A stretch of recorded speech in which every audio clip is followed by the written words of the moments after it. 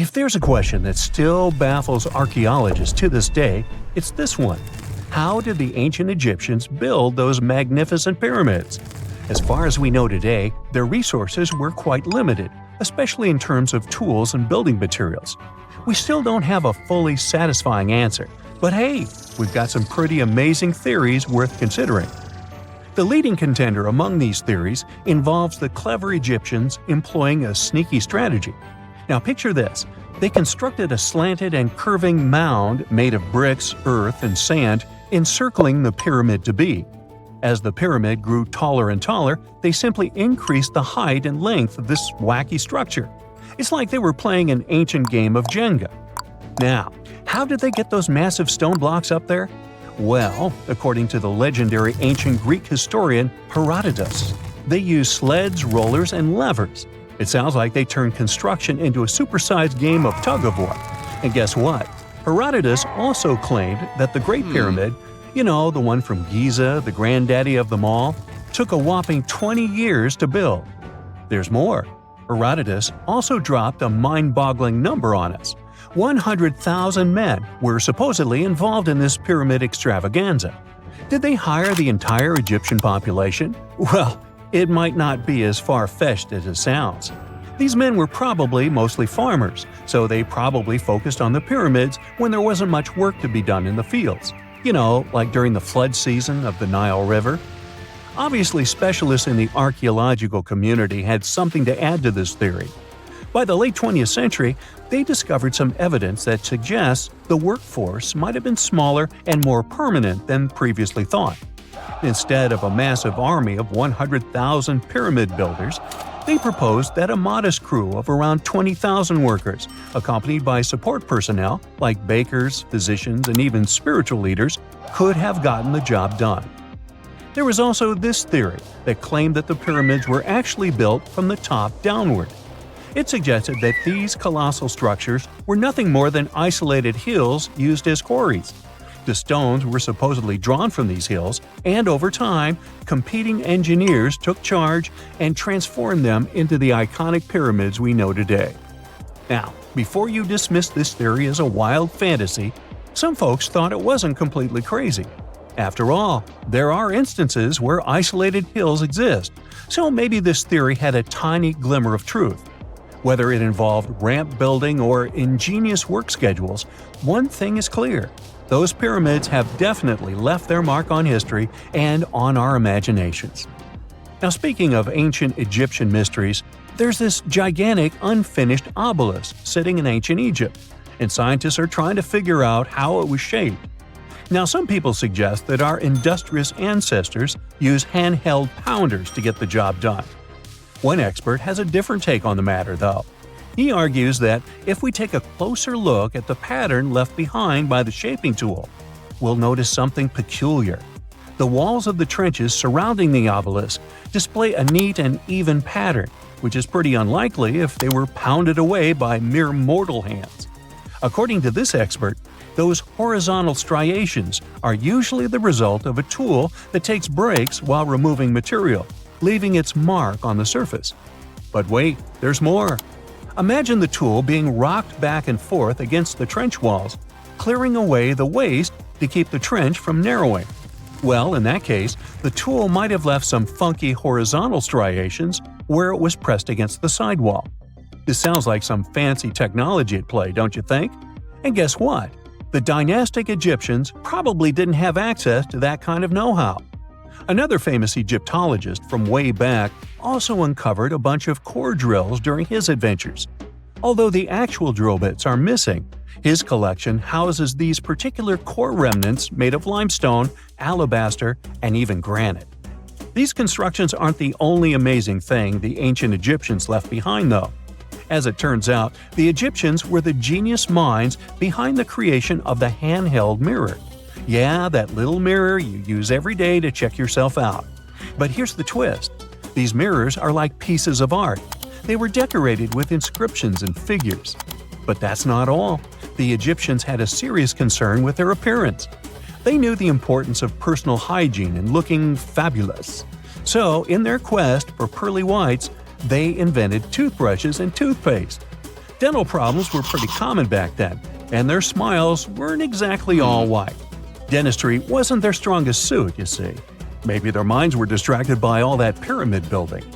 So that doesn't mean those ancient toothpaste recipes weren't amazing. One delightful concoction included rock salt, mint, dried iris petals, and pepper. Some brave dentists in the 21st century tried it out, and it worked pretty well. Ground-up ash was also used in another recipe to create a tooth cleansing paste. Mint was missing, so that didn't do much for their breath. That's when the genius Egyptians came up with the world's first breath mints. They made tablets from heated spices like cinnamon, and they mixed it with honey. Now, let's shift gears to home decor, Egyptian style. They surely took ornamentation to the next level. While the concept of decorating furniture started in Mesopotamia, the Egyptians cranked it up a notch. They went all out with different colors of ink and even developed various weights of paper. Oh, and let's not forget about those cute little area rugs we all have in our homes today. Guess who came up with the idea? Yep, the Egyptians. They used the versatile papyrus plant to make those cozy rugs. And speaking of trends, the Egyptians loved their knickknacks. They had an assortment of small figurines in the shapes of cats, dogs, and people. These statues were made from various materials, like simple sun-dried mud to the ultimate bling of gold. It all depended on how loaded you were. The Egyptians were also all about farming, and they knew that clean water was crucial for their crops and animals. That's why they came up with some nifty inventions and techniques to make sure their land was fertile and their plants were happy. First off, they had the genius idea of using ox-drawn plows. They had two types of plows, heavy and light. The heavy plow would strut its stuff, cutting deep furrows in the soil, while the lighter plow followed behind, fluffing up the earth. But they didn't stop there. After plowing, the Egyptians would break up clumps of soil and sow the rows with seeds. To give those seeds a good old squish into the furrows, they'd march their livestock across the field, effectively closing up the furrows. But hey, all that hard work would be pointless if their seeds were as dry as the Sahara. That's where irrigation comes into play. The Egyptians were so good at it that other cultures, like the Greeks and Romans, couldn't help but copy their techniques. Now let's switch gears and talk about the marvelous architecture of ancient Egypt. These folks weren't just skilled farmers, they were also architectural maestros. They built these fancy canals to carry water to farms and villages, and boy, did they know how to make those canals look pretty. Just imagine strolling along a canal lined with ornate structures. The pharaoh Ramesses the Great was quite the overachiever when it came to construction. One of his mind-blowing creations was the construction located at Abu Simbel. This building was designed so that twice a year, the sun would shine directly into it and illuminate the statues of Ramesses. And let's not forget about the corbelled arch. Without this architectural gem, we'd be missing out on some mind-boggling structures like the Great Pyramid. The Egyptians knew how to make things stand tall and proud, thanks to their engineering and construction wizardry. They built grand halls and inner sanctums that make your jaw drop, and some of these temples doubled as astronomical observatories.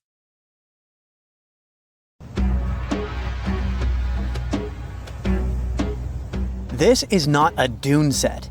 This is a very real desert in Niger. Jado was probably built by the nomadic Sao people and is filled with ksars, which are fortified houses made of salt and clay, with giant walls and secret passages. Located deep in the desert, it was once a vital stop for trans-Saharan caravans, but is now a hotspot for smugglers and bandits. The site has been off-limits since 2002 due to its dangers. The origin of the ksars remain a mystery. No archaeological studies have been conducted, leaving many questions unanswered. Even today, shifting sands reveal and conceal parts of these ancient ruins, fueling local speculation about what might still be hidden beneath the desert. Speaking of connective tunnels, scientists were blown away by the discovery of lava tubes in Saudi Arabia. These underground passages form when molten lava cools down. Researchers believe that ancient nomadic groups may have utilized these tunnels to survive the super harsh desert climates. While excavating the tunnels, archaeologists uncovered artifacts, rock art, and skeletal remains. The art and animal bones show that the people who used the tunnels were probably sheep and goat herders. They're still piecing together whether these groups lived in the tunnels for extended periods or just used them as temporary shelters. The Great Pyramid of Giza has been standing for thousands of years, but it's still hiding secrets. Using special scanning technology, scientists found two hidden structures under an ancient burial ground. The first is a shallow L-shaped structure, and below it is a much larger space that could be a final resting place or a chamber. The smaller structure was filled with sand on purpose, while the deeper one might be an empty chamber. Experts believe the two are connected, possibly as an entrance leading to a secret chamber. This is big news because it might give us some more insight into who built the pyramids and why. The world is full of ancient writing, but some messages refuse to give up their secrets, like the mystery of the Baalbek tablet. This unusual stone, pulled from a lake in Georgia, is covered in symbols no one can read. Even with modern technology, experts are completely stumped. The tablet is about the size of a book, with 60 symbols carefully carved into its surface, but 39 of them don't match any known language. Some resemble scripts from ancient civilizations in the Middle East, India, and Egypt, but none are an exact match. To make things even trickier, part of the tablet is broken off, meaning a piece of the puzzle is missing forever. To rule out a hoax, scientists studied the tablet closely. They confirmed it's made of vesicular basalt, an extremely tough local rock. Whoever carved these symbols must have been really skilled. Based on similar archaeological finds, experts believe the tablet could date back thousands of years, possibly to the late Bronze or early Iron Age.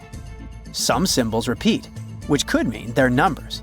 Maybe it's an inventory list, a record of battles, or even an offering to the deities. Until someone cracks the code, the Baalbek tablet remains an unsolved mystery from the depths of history. Experts are still stumped with what this Minoan disc might mean. The Phaistos disc is one of the most mysterious finds from the Minoan civilization. This 6-inch clay object, discovered in 1908, has strange spiral markings that no one has fully decoded yet. The disc has 241 symbols on both sides, showing everything from people and animals to tools and plants. Experts have come up with many theories about what the symbols mean. Some think it's an early form of Greek. Others suggest it's a prayer or a hymn. And some even believe it could be a letter from a king in Anatolia to a Greek ruler. Let's see who will be the first to figure this out. It's always a fun day at an archaeologist's office when they find something as big as a 2,000-year-old marble head. A French archaeologist mission went digging inside an old medieval house near Alexandria in Egypt and found a statue's head depicting an old, possibly ill man.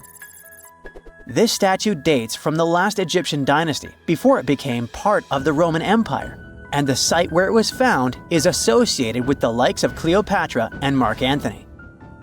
For archaeologists, even the smallest finds at this site means a lot.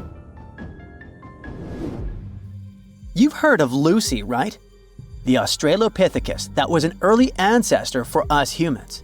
Well, scientists found some of her species' footprints somewhere in Tanzania. The so-called Laetoli footprints are over 3 million years old. The trail stretched 88 feet and has about 70 footprints, left behind when a bunch of early humans walked across some wet volcanic ash. What's cool is that these early humans were already walking on 2 feet, like us, not all hunched over like apes. The close spacing of the prints shows they probably had short legs and a shorter stride than we do today. In an ancient Egyptian temple, archaeologists uncovered a shrine unlike any other, a place dedicated to falcons and 2 mysterious deities. One deity had a falcon's head, while the other wore a crown with a sun disk and cow horns. But the most baffling discovery was an inscription that read, "It is improper to boil a head in here." At the heart of the shrine, there are 15 headless falcons carefully arranged on a pedestal, likely as offerings to the falcon-headed deity. One theory suggests the birds were boiled first, perhaps to pluck their feathers, before being placed in the shrine, following the strange rule carved into stone. Archaeologists also found a 13-inch iron harpoon nearby. Its true purpose remains unknown, although the shrine also held remains of fish, mammals, and bird eggs, suggesting that the rituals may have included feasting. And speaking of ancient Egypt, meet Hathor. Scientists named her after the ancient Egyptian deity of motherhood, music, and singing. This wooden statue, housed at the Metropolitan Museum of Art, was thought to be just a beautiful artifact, until a surprising secret was uncovered. Using an X-ray machine, experts found a mechanical operating system inside it, with pulleys and axles connecting her shoulder to her left leg. When activated, the system made her hand raise and lower, an engineering marvel from over 3,000 years ago. The statue was created during Egypt's Middle Kingdom, around 1800 BCE, and is often compared to 19th century automata due to its advanced design. It's believed the statue was used in religious ceremonies, symbolizing Hathor's role in dance and music. An unexpected discovery happened in northern Kuwait, where a Kuwaiti-Polish team uncovered a mysterious 7,500-year-old statue. The statue features an elongated skull, no mouth, narrow eyes, and a flattened nose. This feature is thought to be an Ophidian figurine, named after the Greek word for snake, and it was likely made by the Ubaid culture, a civilization known for their pottery skills. While no one knows exactly what role this weird statue played, it might have been linked to rituals or symbolic practices. Some scientists think these figurines, found in homes or final resting places, were tied to important cultural beliefs. We couldn't mention unresolved mysteries of this world without speaking about these elongated skulls. In the deserts of Peru, researchers uncovered 5 ancient skeletons, 2 with unnaturally elongated skulls. While head shaping was common in many cultures, these skulls defy explanation. Local legends tell tales of the so-called gentiles, a mysterious race banished underground by the powerful deities. Some say this is what the skulls represent. Others think this is some type of genetic anomaly, which was confirmed after finding an infant skull, too large to be artificially shaped. On October 30th, 1759, the inhabitants of the Middle East were jolted awake by an earthquake. Cracks appeared in the walls of their homes, roofs began to crumble. People ran out of their homes and gathered in open areas. But because of strong shocks, they kept losing their footing and falling. A month later, there was another earthquake, but it turned out to be even stronger. Trees broke, houses collapsed, deep cracks appeared in the ground. The disaster lasted for 2 minutes. Oases, roads, and cities were destroyed. Incredibly, Baalbek's ancient buildings withstood earthquakes. Some historians state that this majestic and mysterious place was built during the Roman Empire, but many researchers disagree.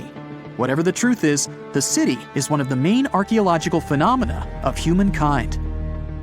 The most amazing building of Baalbek is the Temple of Jupiter. The inhabitants of the Roman Empire believed that Jupiter held power over lightning and thunder. The building looked like a platform with 54 columns. A massive roof rested on these columns. Today, you can only see 6 70-foot-high columns. Each of them consists of 3 sections and resembles a pencil. The cores of these pencils were made of lead. This made the columns exceptionally strong. Each of these pieces of stone weighed an incredible 80 tons. That's the weight of 35 Ford Explorer SUVs. Look, this is the largest block in the Great Pyramid of Giza. But compared to the blocks from Baalbek, it doesn't even look that impressive. The foundation under the Temple of Jupiter was preserved. That's how specialists figured out it consisted of about 25 monolithic stones, weighing 450 tons each. It means that the blocks from Baalbek weigh almost 4 times more than the blocks from Egypt. There are 3 more enormous limestone blocks in the foundation.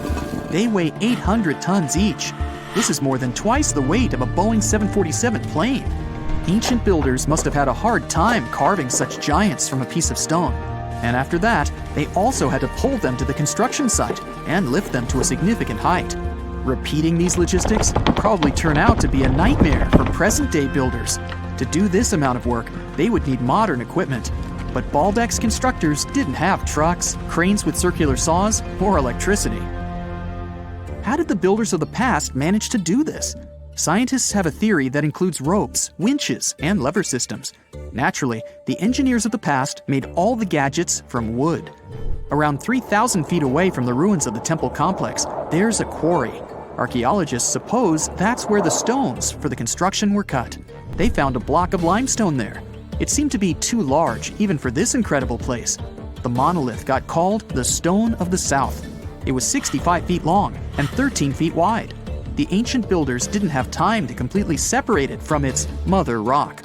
A group of scientists from Austria estimated that this piece of limestone weighed more than 1,000 tons.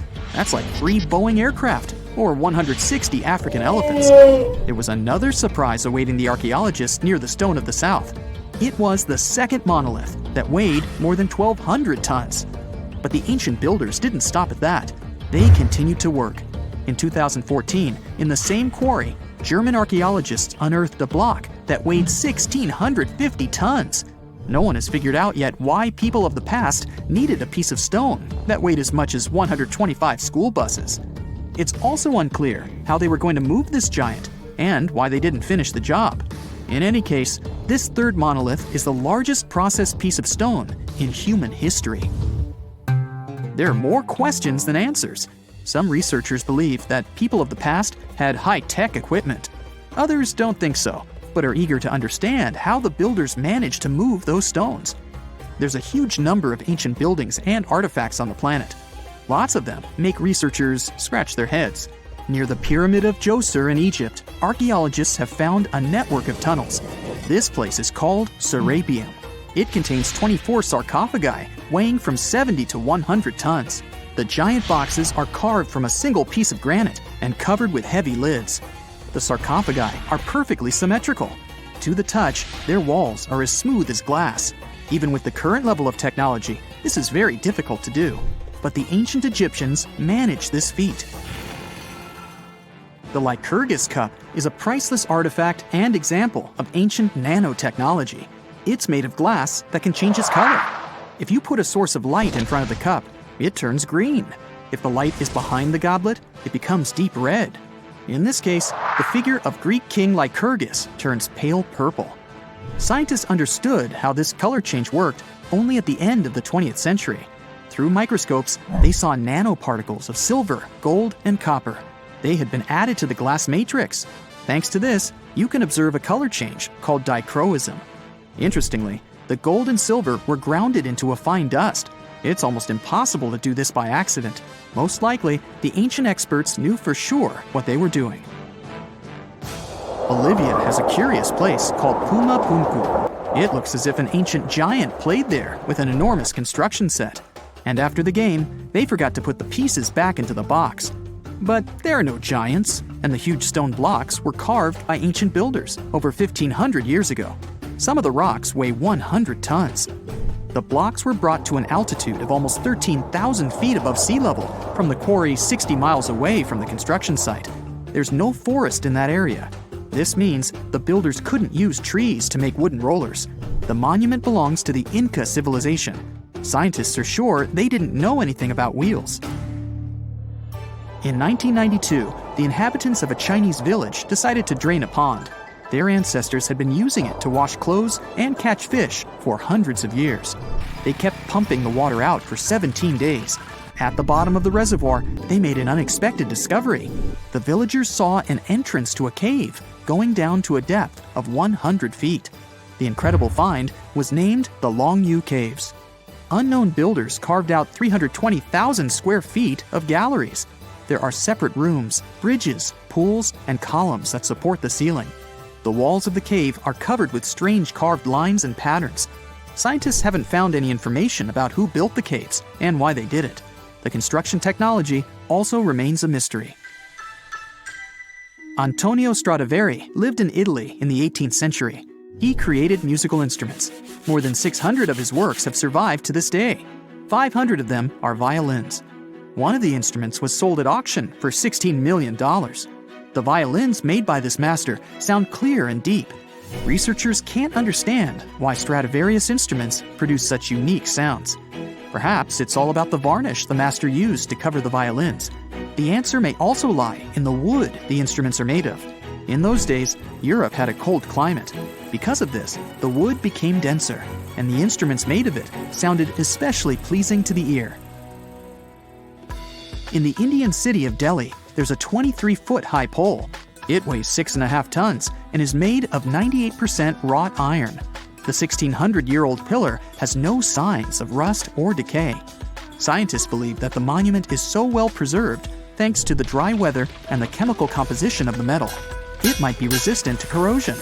And still, researchers don't know how the blacksmiths managed to make an iron pillar that's not afraid of rust.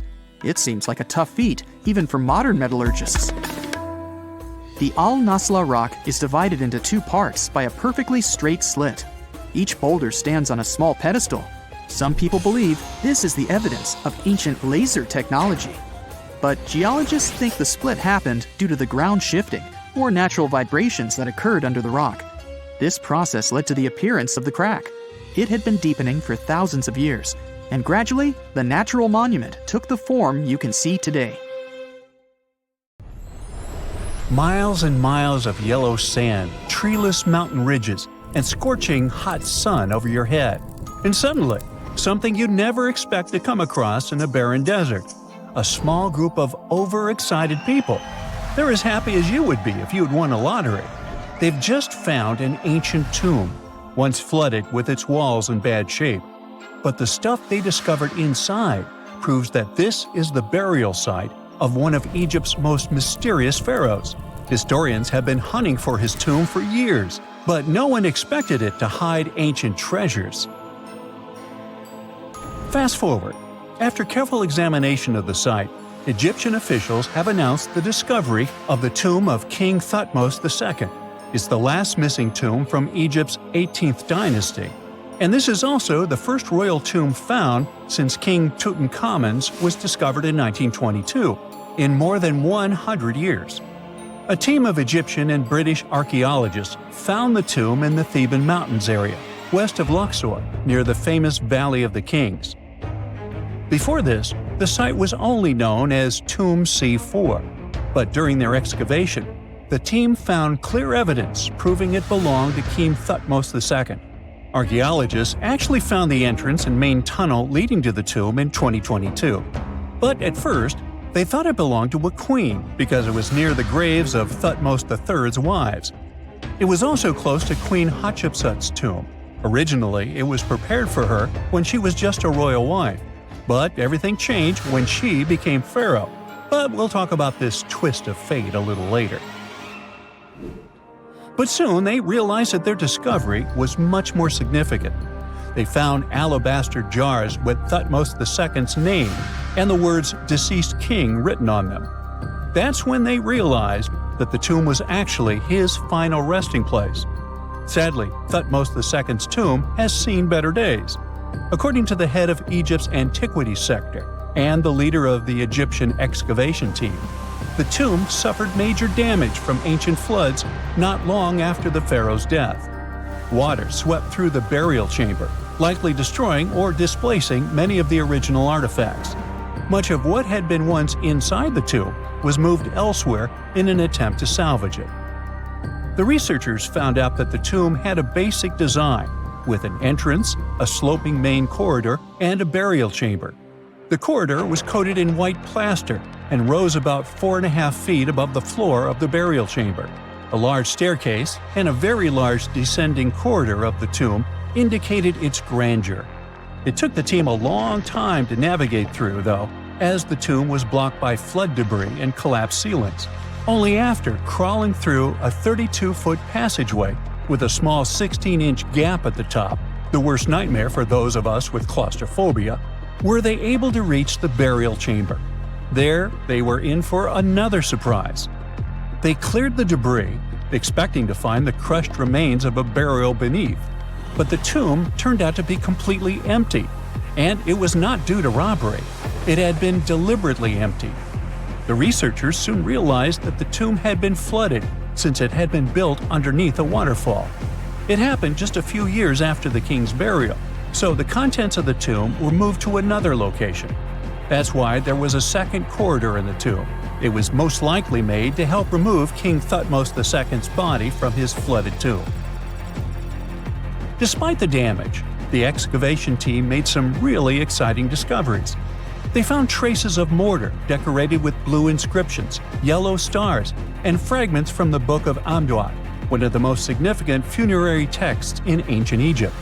The book was meant to guide the deceased through the underworld, ensuring a safe journey to the afterlife.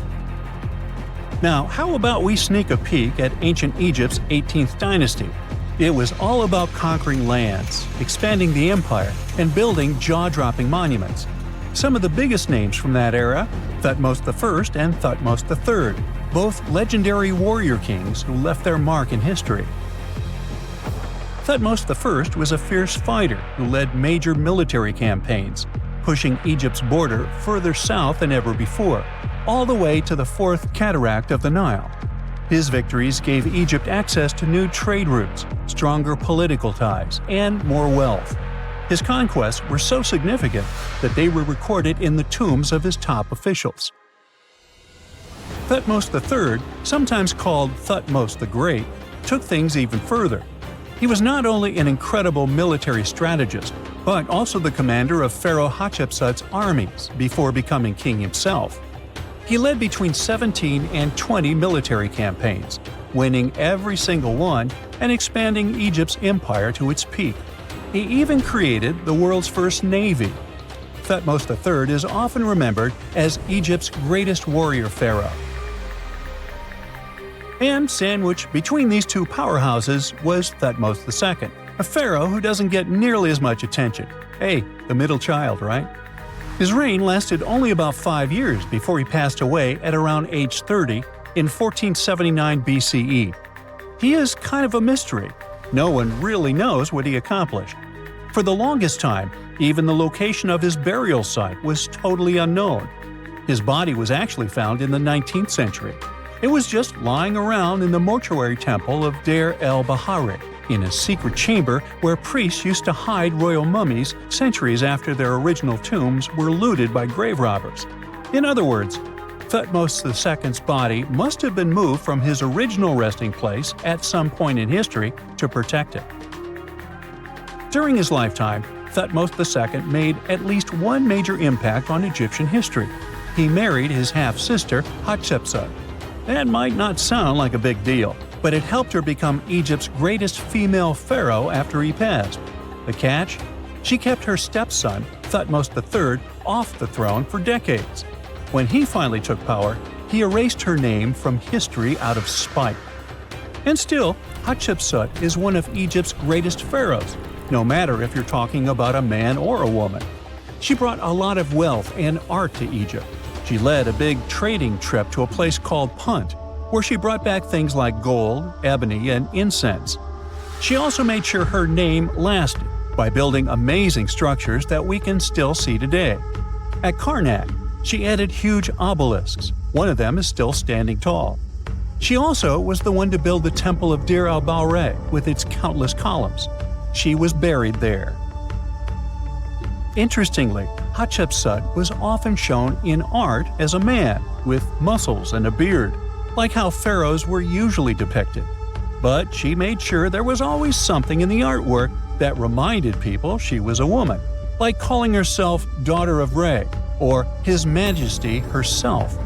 When she passed away in 1458 BCE, Egypt wouldn't have a female ruler as powerful as her until Cleopatra, about 1400 years later. According to Egypt's Supreme Council of Antiquities Secretary General, isn't that a mouthful?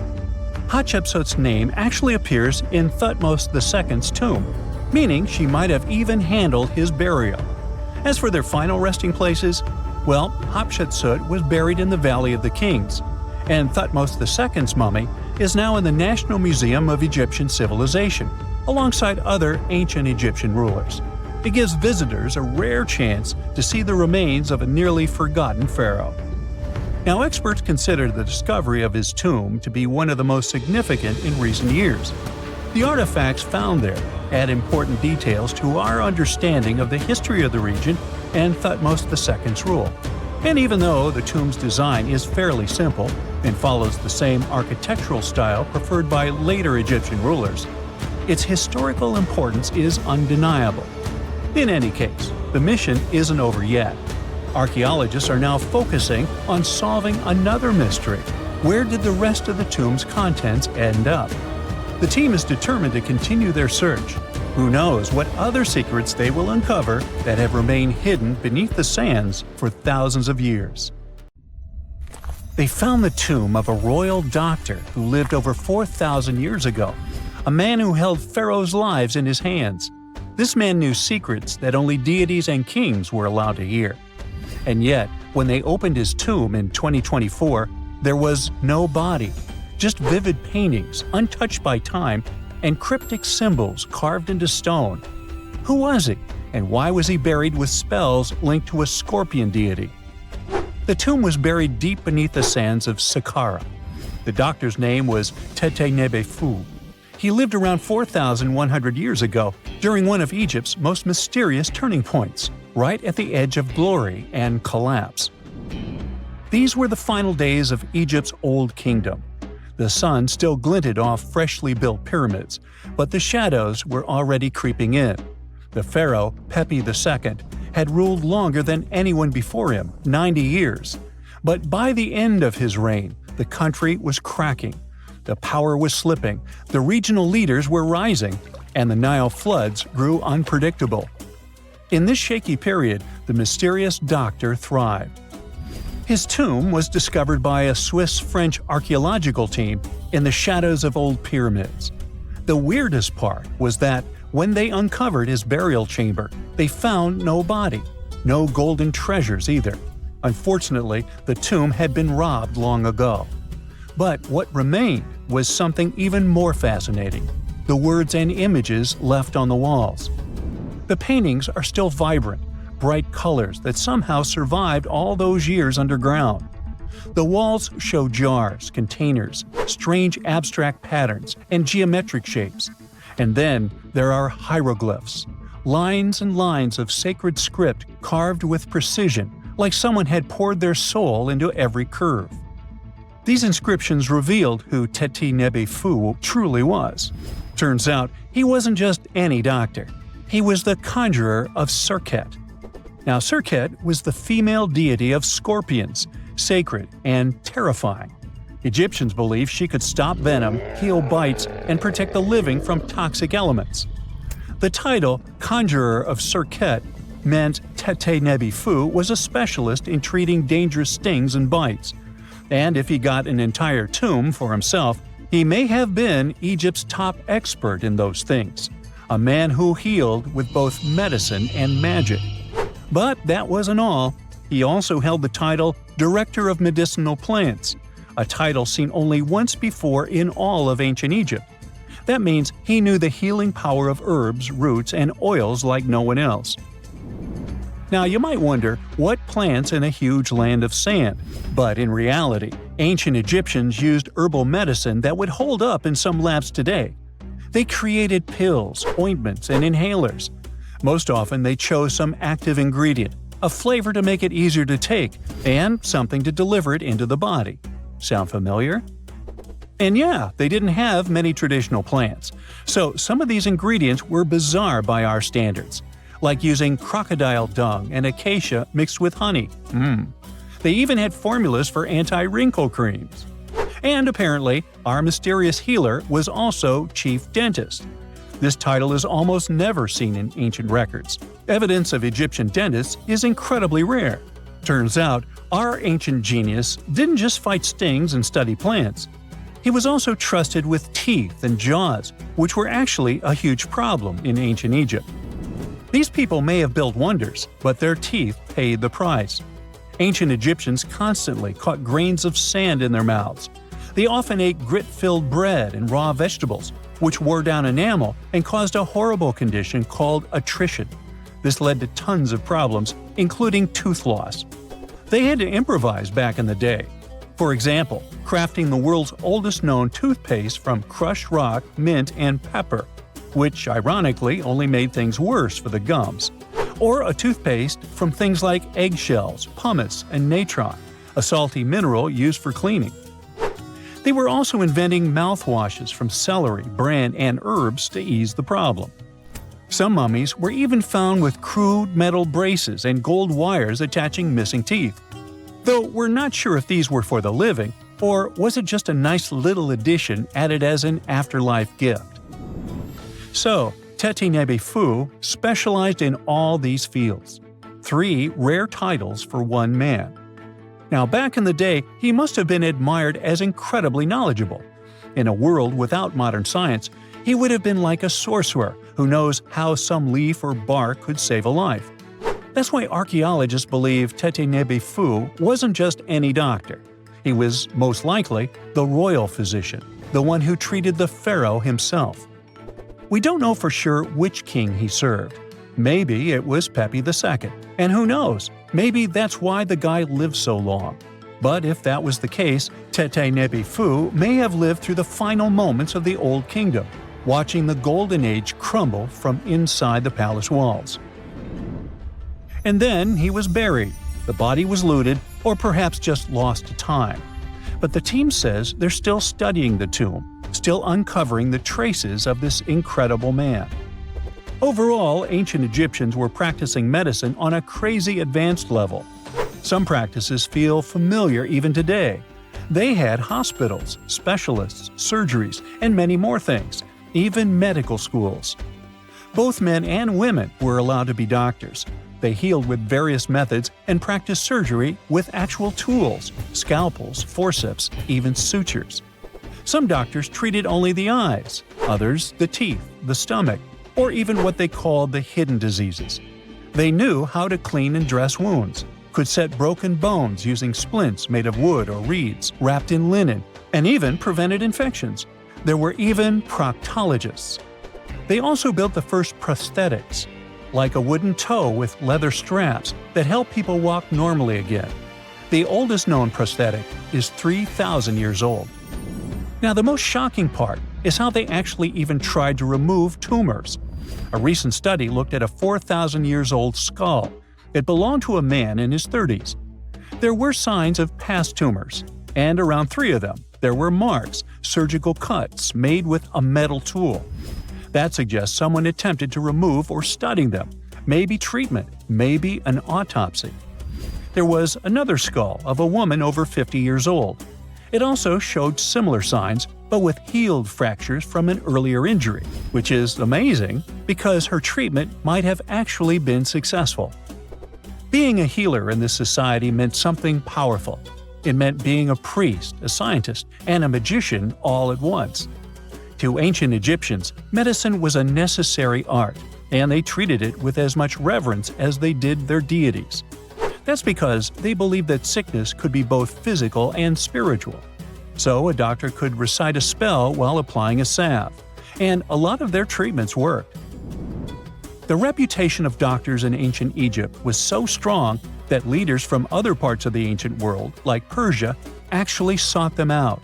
Even Homer, the Greek poet, once said the Egyptians were the most skilled healers of all. Of course, their understanding of the human body wasn't perfect.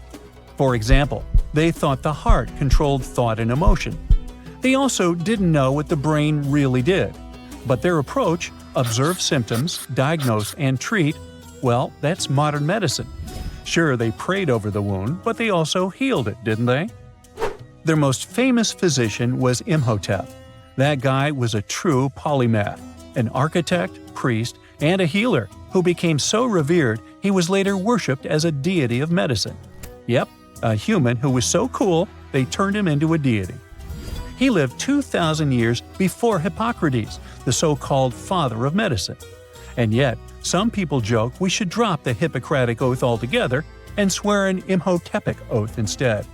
These people weren't just laying the foundations of pyramids, they were laying the foundations of healthcare. So looky here, scientists discovered ancient artifacts near King Tut's tomb. Turns out, his VIP final resting place looks more like a public graveyard with about a dozen wooden coffins that's been there for around 3,600 years. Okay, I might have exaggerated a tad. The 11 tombs weren't exactly right next to King Tut, but they were close, near the same city of Luxor. New findings in Egyptian tombs can help us piece together what life was like in ancient Egypt. And guess what? Ancient Egyptians seem to have been remarkably like us, modern humans. Say, the women have always loved jewelry, and archaeologists retrieved a beautifully made necklace with 30 amethyst beads and 2 agate beads, plus a hippo head amulet.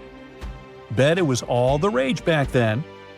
Researchers also discovered 2 copper mirrors. One had a handle shaped like a lotus, and the other was decorated with Hathor, the ancient Egyptian deity of the sky, women, fertility, and love. These recent excavations near Tutankhamun's burial site led to another jaw-dropping revelation. For the first time in thousands of years, fragments of Queen Hatshepsut's Valley Temple were uncovered. This fearless woman was thought to be the second female pharaoh, who ruled with both courage and wisdom, leaving a legacy as solid as the stones themselves. Her temple, hidden for ages, opens a window into a time filled with power, intrigue, and spiritual devotion. Archaeologists found over 1,000 beautifully decorated stone blocks on the outskirts of Hatshepsut's funerary temple. There were very few women who managed to take the throne in ancient Egypt. Another tomb was found nearby, and it belonged to the overseer of Queen Teti Sheri's palace, whose name was Jehuti-Mez. Queen Hatshepsut seems to have even more tombs, aces up her sleeve. These tombs were carved into the rock instead of being built as pyramids, showing a unique ancient perspective on how to protect the soul in the afterlife. Experts managed to retrieve some cool ancient pieces from the site. Toys made of clay, mummy masks, winged scarabs, and some amulets. Sadly, there surely used to be way more artifacts, but over the last centuries, there have been people other than archaeologists to stumble upon this site. It's likely that looters got to these tombs before them and may have taken some valuable items. But they did leave behind some cool stuff for the researchers, like pottery used for offerings of bread and meat, along with archers' bows that connect the tomb's owners to the Egyptian military. Meanwhile, soul protection is way more important than you might think, especially if you're roaming around Luxor looking for ancient secrets. You aren't scared of King Tut's curse, are you? Let me tell you what happened to those who weren't scared, but promise me to take it with a dash of salt, okay? For years, Egyptologists, especially those who believed in paranormal activity, were convinced that there was an unsettling curse surrounding Tutankhamun's archaeological discoveries. This belief stemmed from the mysterious and untimely demise of several excavators who discovered the tomb in 1922 with no logical explanation for why they passed away. It was just easier to chalk it up to something supernatural and avoid the whole mess. But it turns out it wasn't a curse at all. It was likely the radiation that caused those excavators to perish. Now, you might wonder where the radiation came from. After all, while radioactivity was discovered in the 19th century, ancient Egyptians, despite their impressive pyramids, didn't have any radium lying around to make Tut's tomb glow like crazy.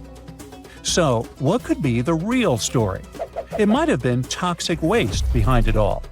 Toxic levels of radiation from uranium and hazardous waste have been lurking inside the tomb since it was sealed over 3,000 years ago. The burial chamber of Tutankhamun's tomb reportedly has such high radiation levels that anyone who steps inside could easily end up with a fatal dose of radiation sickness or an incurable condition. By the way, you can have a somewhat similar level of radioactivity if you don't get rid of those moldy dinner leftovers you left to perish in your fridge a month ago. But this radioactivity isn't exclusive to Tutankhamun's tomb. Ancient Egyptian artifacts discovery is rewarding yet dangerous due to unusually high radiation levels in Old Kingdom tombs all over Egypt.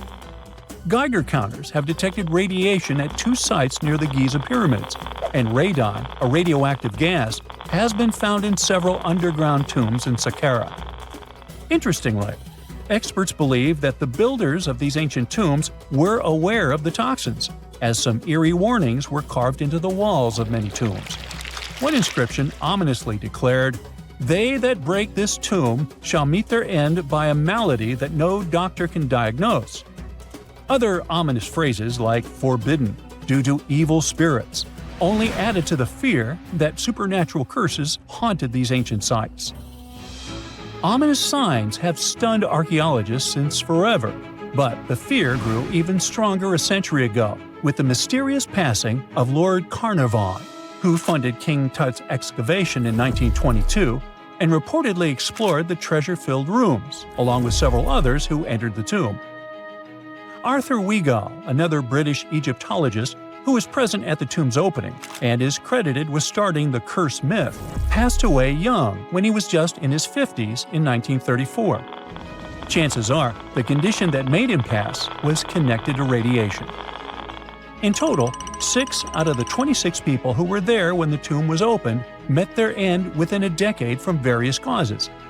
Not only X-ray exposure, those reasons include asphyxia, stroke, heart failure, pneumonia, and even poisoning. Well, isn't this getting a little grim? There was one guy who opened the tomb and somehow managed to avoid the infamous curse, Howard Carter, or so it seemed. Some folks pointed to his survival as proof that the curse wasn't real. After digging up the tomb, Carter published several books on the topic and shifted gears from archaeology to dealing in antiquities for various museums. Despite dodging demise or injury, rumors swirled about how the curse may have impacted him in other ways. One of the big stories linked him to Lord Carnarvon's daughter, Evelyn. Some said he was madly in love with her, but she married someone else, so he chose to stay single. Others claim they had an affair while she was in Egypt, which ended when her father passed away and she left the country for good. However, there wasn't much evidence to support these stories. Evelyn was just 6 when they met, and they remained friends until his last breath. She was even one of the few attendees at his funeral, but denied any romantic involvement, saying they weren't that close. A year after the revolutionary discovery near King Tut's tomb, Evelyn married politician Sir Brograve Beauchamp and had a daughter. That same year, Beauchamp toured the tomb with his parents, guided by Carter himself. Carter never married and, aside from those posthumous rumors about Evelyn, had no other romantic connections. While the curse adds an intriguing twist to his life story, his tendency to keep relationships at arm's length was evident long before the tomb was opened. It seemed Carter just wasn't a people person. In 1939, after battling a serious illness, he ultimately succumbed to fate. He was 64, which was a pretty common life expectancy in the UK back then, so no one really thought it was off and linked it to an ancient curse. When he passed, it turned out he had several artifacts from Tutankhamun's tomb in his London apartment, which were eventually sent back to Egypt, marking what some viewed as the curse's end. Who knows?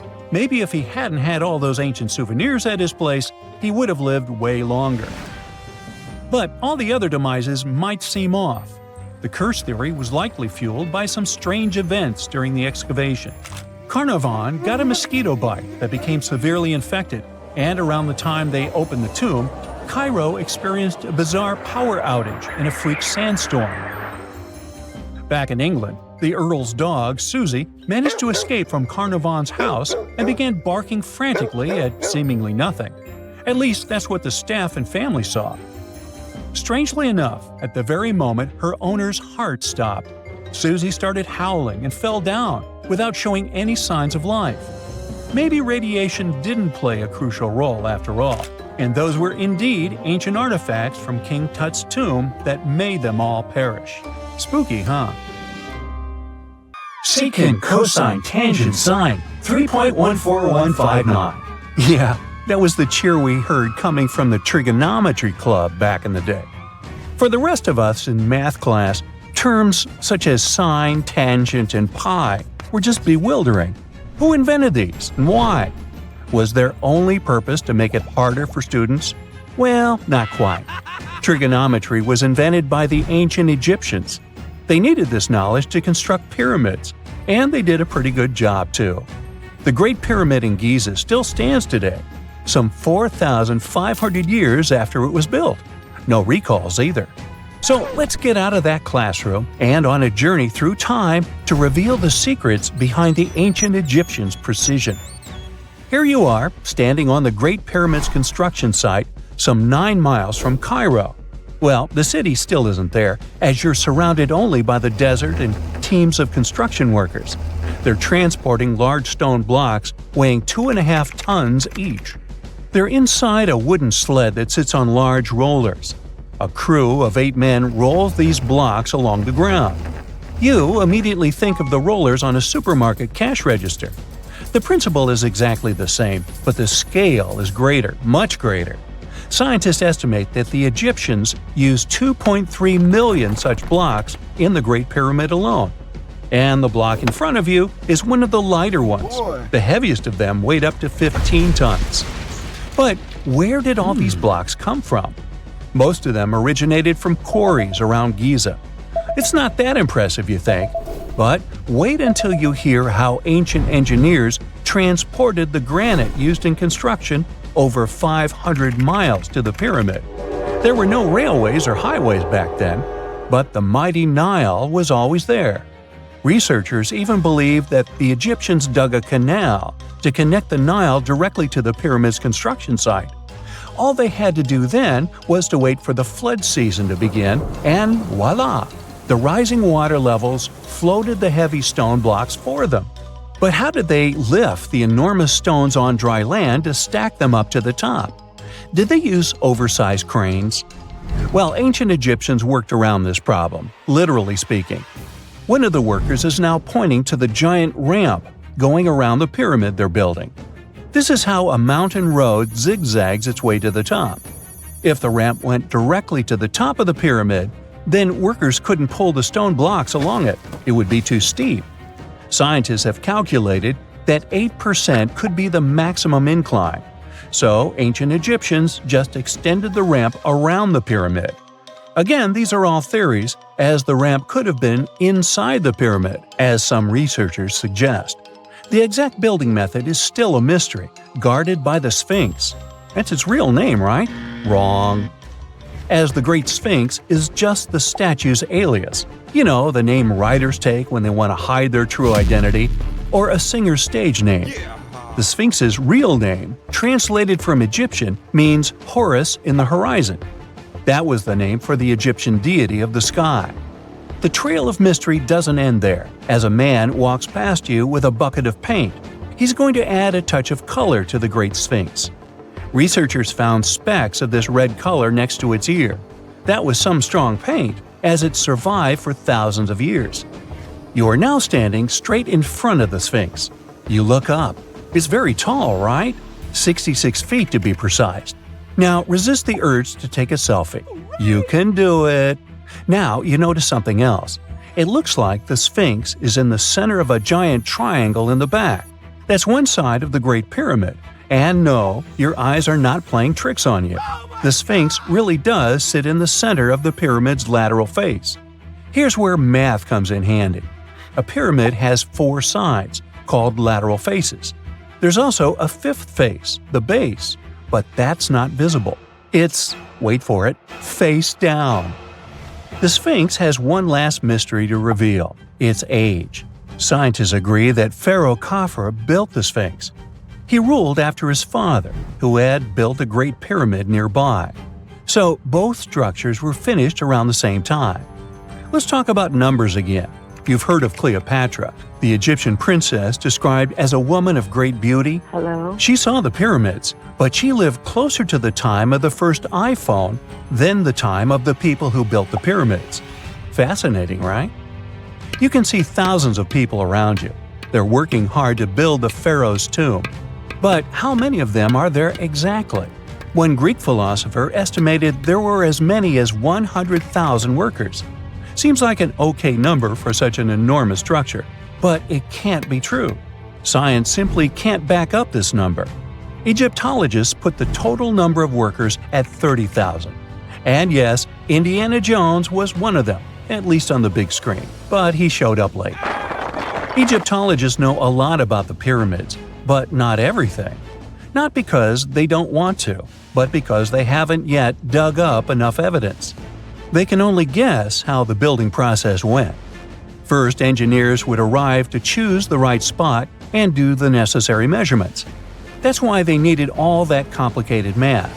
Then, it's time for sourcing the material, the large stone blocks I mentioned earlier. When boats deliver them to the site of the future pyramid, workers can finally do their thing.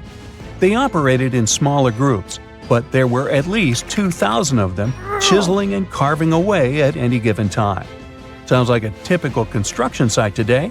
Well, that's because it is, just thousands of years ago. It's amazing what ancient Egyptians were able to achieve with just copper and stone tools. The pyramid is now complete in front of you. But is it the same pyramid we see today? Why is this structure shining bright in the desert sun? Isn't it supposed to be a dusty yellow color? Well, no. Human activity and the elements have completely stripped the outer layer of stones over time. Expert craftspeople polished these blocks using nothing but stone and sand. The end result was a smooth and shiny rock. On the day it was completed, the Great Pyramid of Giza was a perfect triangle of light. Its polished sides acted like giant mirrors, reflecting the powerful Egyptian sun. This is the point where you should put your glasses on, and that shiny thing you see at the pyramid's very top is actually gold. The capstone at the top of the pyramid is called a pyramidion. It was covered in sheets of gold. As you can guess, these were the first stones to disappear. Let's make another stop before we get you back to your classroom. We travel to the British Isles, and no, Stonehenge isn't our destination. It is Newgrange in County Meath. Scientists estimate that the ancient peoples of Ireland built this stone monument around the year 3200 BCE. This makes it older than both Stonehenge and the Great Pyramid in Giza. The function of the circular mound in Newgrange is the same as the one of the Great Pyramid and equally mysterious. The estimated amount of loose stone present in the valley is over 220,000 tons. And it's not just randomly thrown on a pile. The order in which the stones are set makes the structure water-resistant. That would explain how Newgrange had survived for so long. Kinda makes you want to splash out the cash for that waterproof phone case, huh? Well, you're back in your school desk, but today's math lecture is the last thing on your mind. You're thinking about how great the Egyptian pyramids are, and if we have something similar today. It turns out modern engineers are just as impressed with the Great Pyramid as you are. There's a glass pyramid sitting in the main courtyard of the famous Louvre Museum in Paris. The panorama of San Francisco wouldn't be complete without the 48-story Transamerica Pyramid. But Las Vegas went the furthest. There we find the Luxor Hotel. It's so big that it's the third largest pyramid on the planet. And guess what's in front of it? Yup, a replica of the Sphinx. It's 110 feet tall, 2 stories higher than the one in Giza. Yeah, everything's bigger in Vegas. Imagine you were chosen to answer one of history's most important questions. What was the first civilization on Earth? The job description is simple, yet the task is extremely challenging. You need to unearth the proof of the world's first official civilization. Was it the Sumerians in Old Mesopotamia? Or was it the ancient Egyptians spread out along the Nile River? Not to make you nervous or anything, but history is quite literally in your hands. Good luck! Since you can't turn back the clock and visit Old Mesopotamia to get the answers to your questions, you'll need to research museum databases in order to get some clues. First things first, we need a definition of what is considered a civilization. It's not just thousands of people grouped together and living harmoniously. There are some key elements that together make a group of people a civilization. Like, for example, the domain of urbanism, aka city building, irrigation systems, and writing. You decide to begin your search by diving deep into the history of the Sumerians, which today hold the position of the world's first civilization. Now, imagine being the first of your kind. This means having no external examples. Rather, it means starting from scratch. First thing you'll need? A piece of land. And since there were no active water companies in the world at that time, you'll need a piece of land with easy access to water. So, the Sumerians settled between two major rivers, known as the Euphrates and the Tigris in southern Mesopotamia around 5000 BCE. Fun fact, Mesopotamia translates to the land between two rivers. On a modern-day map, it's more or less where Iraq is situated today. Together with land, a civilization needs ways to get food. The Sumer civilization had to face a dry and hot climate, but they managed to make agriculture thrive in the region. By diverting river waters and creating reservoirs and dams, the Sumerians allowed for a series of settlements to emerge across Mesopotamian plains. The famous city of Babylon was one of them. You know, the city that supposedly had those hanging gardens? I say supposedly because no definitive proof of the real existence of this monument has ever been found. However, it was considered one of the 7 wonders of the ancient world, and cited as a remarkable feat of engineering in an ancient book published around 290 BCE. Although no record was found of the Gardens of Babylon, the Sumerians were recognized as extremely skilled builders. Their cities were filled with mud brick constructions, and the most impressive ones were known as ziggurats, stepped pyramids that were built for spiritual purposes. The Sumerians built a trade network to supplement scarce resources and started to exchange goods with civilizations rising nearby, like Anatolia and Egypt. The beginning of trade was what drove the Sumerians to develop what is believed to be the world's first writing system. It began as a simple system, likely dating back to 3400 BCE. In this system, each syllable was represented with a drawing. Later, it gradually evolved into a fully formed cursive writing system. Don't believe me? Take a look at this piece from the Babylonian times. This huge basalt plaque is called the Hammurabi Code. It's known to be humanity's first collection of written laws. As far as the story goes, it was carved in volcanic stone around year 1760 BCE. Look at the precision of these carvings. It's quite astonishing. But the content is also surprising, since these 282 rules vary from commercial regulations to strict laws of justice. The thing is, historians don't have a consensus on whether the Sumerians were really the first ones to invent writing. Some think it might have been old Egyptians. Let's pause here. Ancient Egyptian settlements are believed to have started around the year 5500 BCE, which is earlier than the Sumer civilization. But remember I said a civilization needed a few things before it was considered as such. Ancient Egypt consisted of several smaller city-states, such as Memphis, Abydos, and Thebes, spreading out along the Nile River. It wasn't until 3000 BCE that Egypt was unified under one kingdom and lasted as an empire until nearly 1000 BCE. Although there is no consensus on this, some Egypt experts believed that it could have been Sumerian immigrants that founded early Egyptian settlements. The proof could be the presence of cylinder seals made of hard stone, something that was widely used in Sumer. These seals were used to guarantee authenticity in legal transactions, but it's hard to say whether this method was introduced by Sumerian immigrants or simply by trade. Since the time period is not one of the criteria we can use to determine who came first, we'll have to turn to something else. But what? Like the Sumerians, the Egyptians were also highly skilled builders. Duh, they built the famous Giza pyramids and many others all over their territory. In order to enhance their building techniques, they delved into developing a more profound understanding of mathematics. They developed a new form of measurement called the cubit, which was the equivalent of an arm's length. The Great Pyramid, for instance, is 440 cubits per 440 cubits. They were also innovative astronomers, combining their mathematical skills with attentive astronomical observation.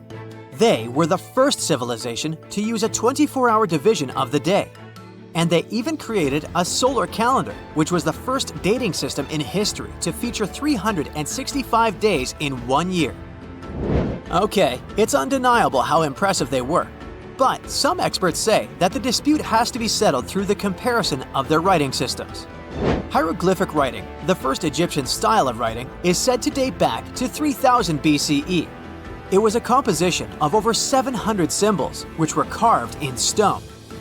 For a long time, researchers believed that the Sumerian writing had come before Egyptian, but in a recent discovery made by Yale researchers claims otherwise. Archaeologists have discovered a panel of 4 signs that are believed to have been written around 3250 BCE. Oh, and they've also found another rock drawing depicting a pregnant elephant that can date back to 4000 BCE. Now, there's also a third possibility that fewer people seem to mention: the Indus Valley Civilization, also known as Ancient India, located around the area of modern-day Pakistan and India. The Indus Valley Civilization is also a contender for the oldest civilization due to the uncertain historical origins of the Hindu collection of texts known as the Upanishads. The Indus Valley Civilization flourished around 3000 BCE, but records show that people in the Indus Valley were trading with Mesopotamians as early as 3500 BCE. Now, wait a minute. How is it possible? No, they weren't time travelers. This isn't a sci-fi movie. There already were agricultural settlements in the area that were slowly growing into bigger cities, such as Harappa and Mohenjo-Daro. Ancient Indian cities were sophisticated, filled with baked brick homes built in a grid system. These ancient cities even had draining and sewage systems that connected most homes and used gravity to carry waste outside of the city. They were pretty advanced. They were also an extremely religious civilization, and Hindu beliefs were at the center of their practices. Despite that, their cities weren't filled with spiritual buildings. Actually, Mohenjo-Daro's most important building was a public bath. Interesting, huh? Now, why can't we know if they were the oldest civilization on Earth? Even if some historians suspect that the origins of the Indus Valley people can be traced back to 5000 BCE, there is no concrete evidence of this, only speculation. The best proof we have is the Upanishads. The Upanishads are texts filled with philosophy, mantras, and ceremonies. The thing is, part of Hindu practices included memorizing and passing down the wisdom of the Upanishads in oral form. So it took a while before it appeared as a written script. Well, I'd say historians aren't really sure what was the world's first civilization. We can only guess at this point, but who knows what new discoveries might reveal. We all know some iconic symbols. The Statue of Liberty screams USA. The Eiffel Tower represents Paris. And this mask? Undoubtedly, it's Tutankhamun's, right? Sometimes it feels like historians have squeezed every last drop out of the King Tut story. But guess what? The most obvious details often slip right under our noses, like the fact that this famous mask didn't actually belong to him, nor was it ever meant for him. Stick with me for the details. Can we get a close-up of that mask? Thanks. See those holes? Yep, they're for earrings. And no, it's not that they had anything against jewelry, but back in ancient Egypt, earrings were typically worn by high-status women or kids.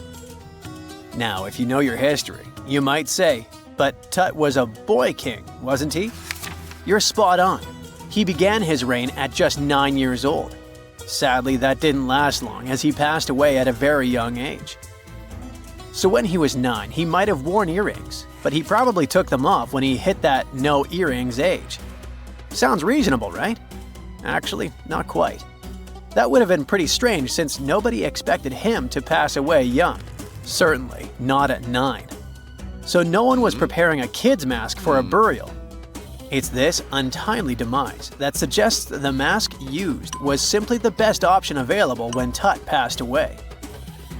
There are more clues pointing to the idea that the mask was found in a hurry. Let's think about this. Even though Tut was mummified and his body could wait a bit, his loved ones wanted him to reach the afterlife ASAP. Some experts even believe the paint in the tomb was still wet when it was sealed. But look at his mask. It's a masterpiece. There's no way it was made in a rush. It's way more elaborate than other simpler cartonnage pieces. The renowned mask of King Tut stands 21 inches tall, adorned with precious stones, and features a golden beard that weighs 5.5 pounds, making the entire mask 22.5 pounds. Okay, I'm a bit confused here. So it seems like it was probably a kid's mask, but it had a beard? I've never seen a 9-year-old with a goatee, and I'm guessing you haven't either. Just think about it. A grown man's face compared to a kid's face. Fun fact for you, our faces pretty much stopped growing at the age of 16, so by 19, Tut would have definitely had the face of an adult man. Can you imagine trying to fit a relatively small kid's mask on a grown man? That would have been super embarrassing, and no one would have let that happen. Right, let's dismiss the kids theory. Now the second option, if you remember, is that the mask could have originally belonged to a woman. This is where the beard theory comes into play. Some researchers believe the beard might have been added later on. Here's another twist. What if the mask was actually made for Nefertiti herself, who ended up maskless? In this case, there are two discoveries. Two birds with one stone. For now, it sounds like a conspiracy theory, I know. But let's give it a shot and delve deeper into the details. So, Tut passed away in around 1323 BCE, probably due to malaria. He had other health issues too, like when he broke his leg, and records suggest he wasn't in the best shape. As for Nefertiti, we have no solid data about her demise. Plus, nobody knows exactly when or where she was buried. The supposed year when she passed away is around 1330 BCE, but she could have lived longer, and the mask was intended and prepared for her. Or maybe they just took her mask right from the burial chamber. After all, they were family. Well, sort of. She was said to be his stepmom, having been married to Akhenaten, who was likely Tut's father. But this is not 100% accurate. Some scientists doubt it. Ah, these ancient Egyptian families. It's hard to keep track of who's who. I know, you're not yet convinced that Tut wore a lady's mask. Let me share one more theory with you. Meet Howard Carter, the enthusiastic archaeologist who discovered Tutankhamun's tomb. It was located in the Valley of Kings outside Luxor and, to everyone's surprise, was nearly intact. When he entered, he noticed something odd. This didn't feel like a pharaoh's burial chamber. It was classy and all, but it had a vibe that suggested it was made for a woman. Typically, Egyptian pharaohs had larger tombs that suited them better, and even more strangely, it was oriented to the right of the entrance. This didn't add up. That orientation was typical for female chambers, which Egyptian queens used. Another red flag was that the chamber appeared to have been built in stages, and all the artifacts, around 2,000 of them, seemed hastily placed there. Even more curious, they looked like they were meant for other royals. Carter discovered this burial site in 1922, but it remained a mystery as to why it was so bizarre. Almost a century later, Nicholas Reeves thought he may have solved the puzzle. He claimed that King Tut might not have been the original resident of the tomb.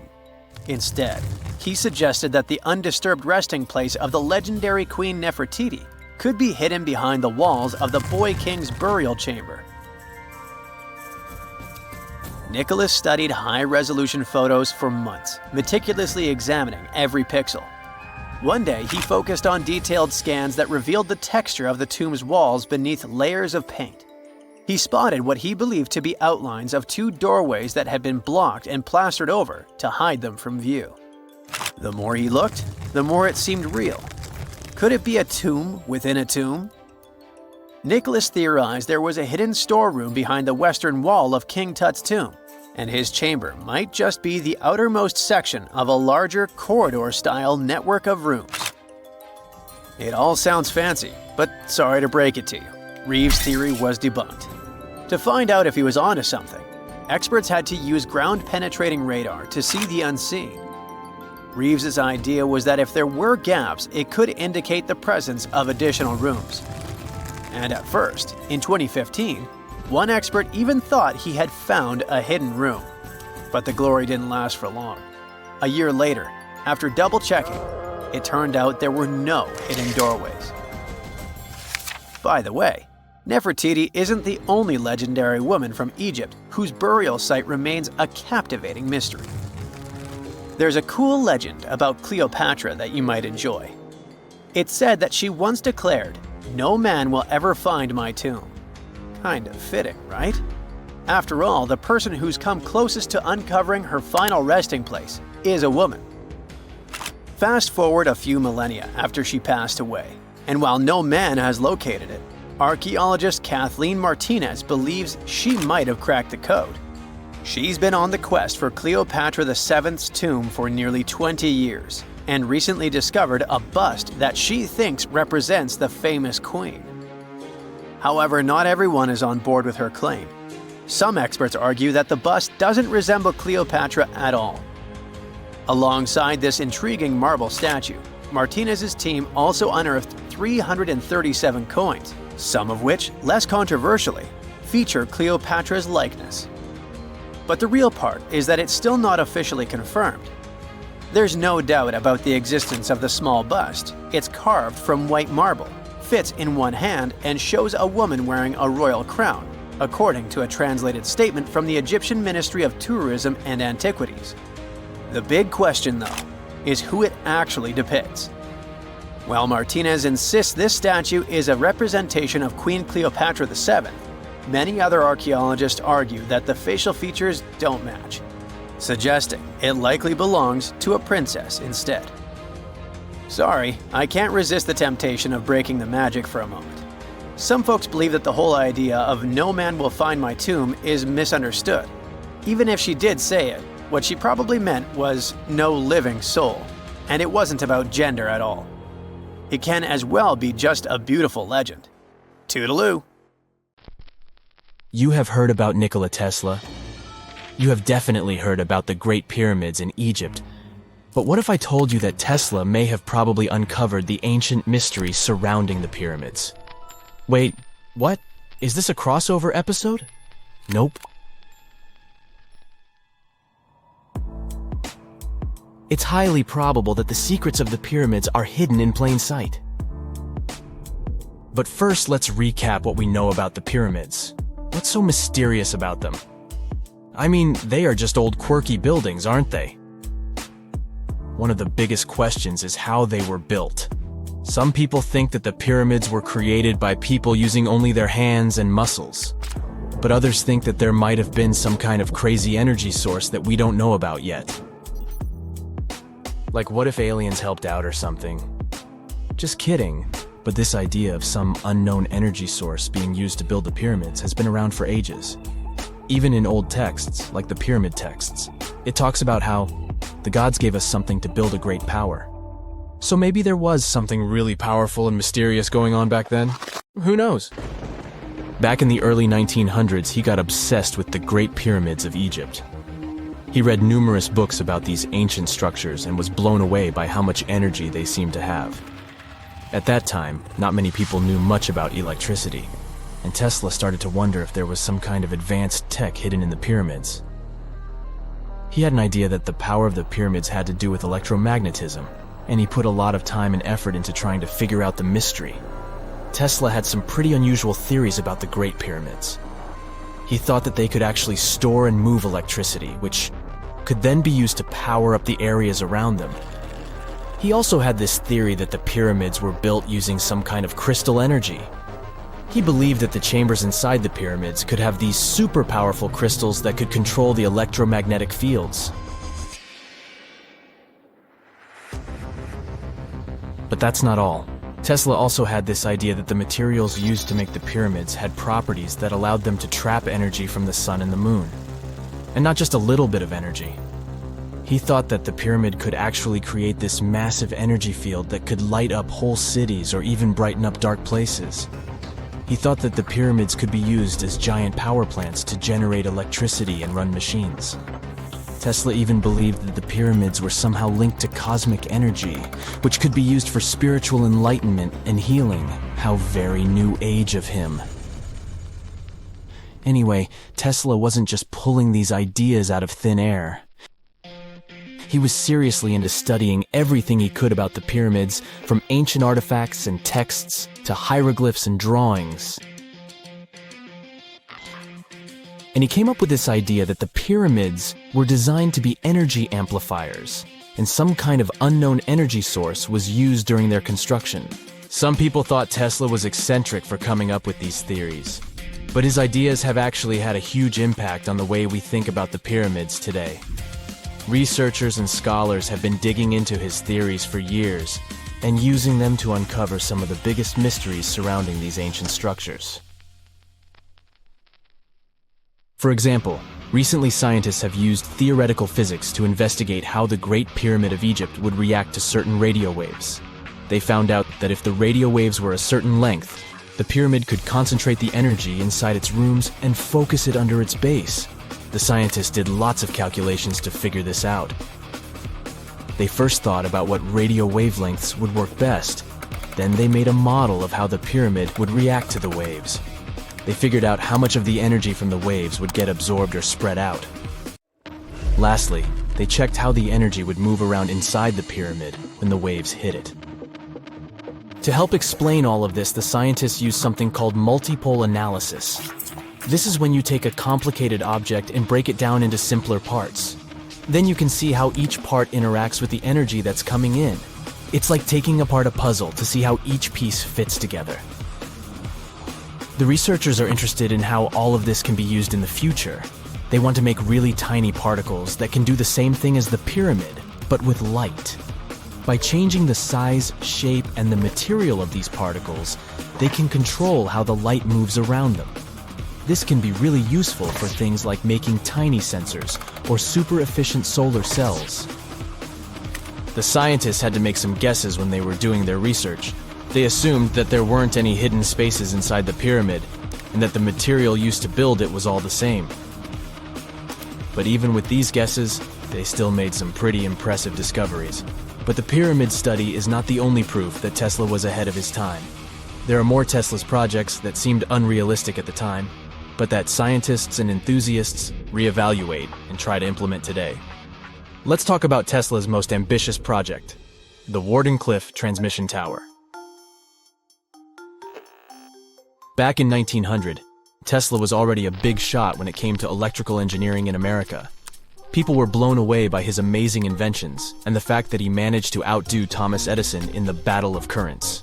However, Tesla wasn't content to rest on his laurels. He decided to embark on his most ambitious project yet, the transmission tower at Wardenclyffe. It was built between 1901 and 1905, and it was based on one of Tesla's breakthrough ideas. He had a vision to make the impossible possible by creating a global wireless communication system. It would use Earth itself as a conductor, transmitting music, news, stock market reports, secured military communications, and even facsimile images. Does it sound familiar? Right, it sounds just like the internet that we use today, only without the use of any wires. But Tesla had a much bigger dream in mind, to transmit power wirelessly. He already proved that high-frequency signals could be sent without any wires using his Tesla coil transformers, and this sparked his obsession with wireless energy transmission. His vision was to not only transform the way we communicate, but also to find a way to transfer power currents globally by tapping into the Earth's natural energy. Tesla believed that there was an abundance of free energy all around us that could be used for humanity's benefit. In 1899, he conducted some top-secret experiments and got convinced that it was possible to transmit electrical power through the Earth's upper atmosphere. This is actually how the Wardenclyffe Tower was created. It was supposed to be the prototype station for a network of towers all over the globe that would provide the whole world with wireless energy. Unfortunately, Tesla didn't have the resources or the patience of his investors to bring this project to fruition. It ran into all sorts of financial problems and roadblocks, and in 1917, the unfinished tower was finally torn down for scrap metal to pay off Tesla's mounting debts. Now it remains a sad reminder that even the greatest minds can sometimes fall short of their dreams. The original red brick laboratory, however, is still there, and it is the only Tesla lab that has survived. Fun fact, in 2017, a film crew made a crazy discovery. They used ground-penetrating radar to explore the area around Wardenclyffe, and they found a whole series of tunnels stretching for hundreds of feet underneath the site. Nobody knows exactly what these tunnels were used for, but people have been speculating for years that they were part of Tesla's grand plan. Wardenclyffe, of course, is a major landmark for Tesla enthusiasts from all over the world. Who knows? Maybe someone will finally crack the mystery of the tunnels one day. But even if they don't, the legacy of Tesla and his amazing ideas lives on. In 1850, French scientist Auguste Mariette went to Egypt looking for manuscripts, but accidentally found a head of a sphinx sticking out of the dunes. He cleared the sand and figured out the sphinx was guiding the entrance to some underground construction.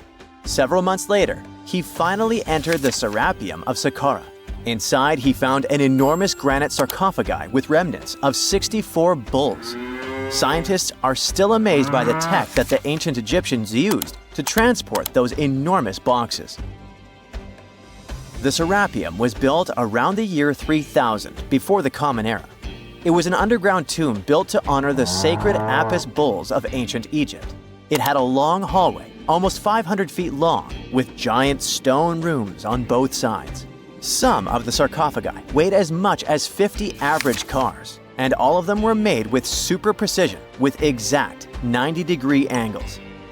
These sarcophagi were beautifully decorated with hieroglyphs and carvings that told stories about the lives and importance of the Apis bulls. Now, there are 24 sarcophagi left. In ancient Egypt, Apis bulls were very special animals connected to the deity Ptah. They thought the bulls carried Ptah's spirit and wisdom, helped the pharaoh, and protected the Egyptians. Priests looked for special markings on young bulls to find Apis bulls. It could be a white triangle on its forehead, which symbolized divine light, a shape on its back like a vulture's wing, and a scarab shape under its tongue, which stood for rebirth. If a bull had these signs, they believed it was chosen by Ptah and treated it like royalty. The chosen bulls lived in a special temple in Memphis, the city where they worshipped Ptah. They received the best care and offerings from visitors who wanted their blessings. When an Apis bull passed away, it was treated with great honor and mummified. When Mariette entered the Serapeum, he noticed traces of rollers on the gallery's floor and found 2 wooden horizontal winches. Each had 8 levers. Later, other explorers saw double rails. The burial chambers were lower than the hallway floor. To get the boxes into place, workers filled the chambers with sand so the sarcophagi could be rolled in straight. Then they slowly removed the sand to gently lower the boxes into perfectly cut spaces in the bedrock. A carved stone sign found in the Serapeum said it took 28 days to move just one sarcophagus and its lid into its spot during the time of Ptolemy II. The extreme precision of the sarcophagi with 90-degree angles also has an explanation. Ancient Egyptians wrote texts, or rather, papyrus, on geometry a long time ago. It shows that they knew the approximate number pi and could calculate the volume of a pyramid with its top cut off. If they could figure out complicated math like that back then, it makes sense that they could also carve perfectly flat surfaces 500 years later. All this sounds pretty legit, but some people think certain things don't add up here. The size of boxes is way larger than the size of bulls, yet they buried pharaohs in tiny coffins that barely fit their bodies. The sarcophagi are made out of granite with crazy precision, and they could have just used limestone, which would have made things way easier. The transportation of the boxes seems pretty simple, but only in theory. If one person could pull about 440 pounds, then at least 250 people would be needed to pull just one box.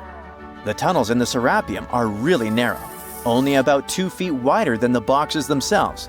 There's no way hundreds of people could have squeezed into those tight spaces to pull the boxes. And even if they did, how would they turn the box in the cramped corridor, lower it into its niche, and place it perfectly in the middle? Somehow they did this 24 times, and every box is centered perfectly. Plus, the chambers were dusty, and there were no signs of soot from lamps. This means they must have worked in almost complete darkness. The real use of the boxes could also be different. A long time ago, even before the Egyptian pharaohs ruled, the local people already knew how to use fermentation. It happens when tiny organisms called yeast eat certain ingredients like starch and turn them into gas and ethanol. So someone in ancient Egypt probably put food like barley, bread, and even meat inside a giant stone box, then closed it tight with a heavy lid. These stone boxes, carved from granite, were so precisely made that they were almost completely sealed, so nothing could escape from it. As the yeast inside the box started working, it created more and more CO2 gas. It built up pressure inside the box. The granite boxes were incredibly strong. They could handle more pressure than a car tire can hold. When granite was squeezed under such pressure, its crystals produced a tiny electric charge. This effect was possible because granite contains quartz, a material that reacts to pressure this way. The process also needed meat or animal parts, possibly to help the yeast grow better. Meat contains something called oleic acid, which yeast needs to keep growing and to survive the bad effects of the ethanol it produces. As the pressure inside the box kept growing, the combination of gases and electricity made these boxes not just ancient fridges, but powerful energy systems. Over time, the pressure inside got so strong that it could push the lid open and the gas would escape with a pop. But when people rediscovered the Serapeum in 1850, they found old drawings that showed piles of stones stacked on top of some of the box lids. So, someone long ago probably tried to make the lids even heavier by adding extra weight to make it harder for the gas pressure to push them open. This extra weight also meant the quartz crystals in the granite could keep creating more electricity under all that pressure. If someone opened one of these stone boxes thousands of years later, they would only find bones from bulls that were placed in the box. And that's exactly what Mariette discovered in the 1850s. They opened the Serapeum for visitors soon after the first excavations in the second half of the 19th century. Prince of Wales even had a luncheon with his guests in one of the sarcophagi. Sands and earthquakes made the site inaccessible for a while, but now you can visit it again and try to solve the mystery yourself. With new tech, we could have answers to many other historical mysteries soon. A team of scientists at Chicago's Field Museum of Natural History recently used a special CT scanner to learn more about ancient Egyptian mummies without unwrapping them. They gently rolled 26 mummies on custom carts out to the parking lot, where the scanner was waiting. It took thousands of detailed X-ray pictures of each mummy and their coffins. When all the pictures were put together, they created 3D images that showed what was inside, the skeletons, and some artifacts. The scientists hope these images will help them understand ancient Egyptian burial practices from over 3,000 years ago. Even though the scanning process only took 4 days, it might take 3 years to study all the data. But scientists were able to learn some personal details about the mummies. One of the most popular mummified individuals at the museum, Lady Chineta, was a woman who lived in ancient Egypt about 3,000 years ago. It looks like she passed away in her late 30s or early 40s. To make sure her body looked complete for the afterlife, embalmers put stuffing in her neck to keep it from collapsing. They also placed artificial eyes in her sockets, so she would have eyes in the next world. She was wrapped in fancy linen and placed in a beautifully decorated coffin. The scans revealed that it had been carefully crafted with a slit at the back, which embalmers used to fit the body. There were also some artistic details on the surface, like markings for her knees. It looks like her burial was on the scale of a high-end luxury car. Consider the Great Pyramids, one of the original 7 wonders of the world and the only one that still exists today. Did you know that the pyramids of Giza weren't the only pyramids out there? And they weren't even the first ones. First, there were the pretty good pyramids, but they didn't catch on. Nah, I made that up. Back to the story. In ancient Egypt, it was believed that kings were chosen by gods to serve on earth as their mediators. In the afterlife, they were expected to become gods themselves. The pyramid complex was built to make sure that the king had everything they might need in the afterlife. The complex included the pyramid, a palace, and temples. The tomb in the pyramid, where the king was buried, was filled with many things they might need, like furniture, food, and gold vessels. Actually, the first pyramid had been built 80 years before the first pyramid of Giza appeared. Overall, there were around 100 of them. Some weren't finished though, since the construction took a while and not every pharaoh lived long enough to see the end of the construction. And now let's talk about the construction itself. The biggest of the pyramids of Giza is as tall as a 40-story building. So how on earth did they manage to build a structure that massive 5,000 years ago, long before machines and other equipment appeared? Well, let's figure it out. So Pharaoh Khufu ascended the throne around 2575 BCE, and his architects started the construction of the oldest and biggest of the pyramids of Giza.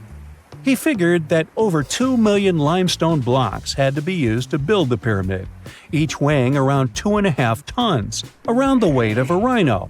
The architect wanted to finish the construction in 20 years.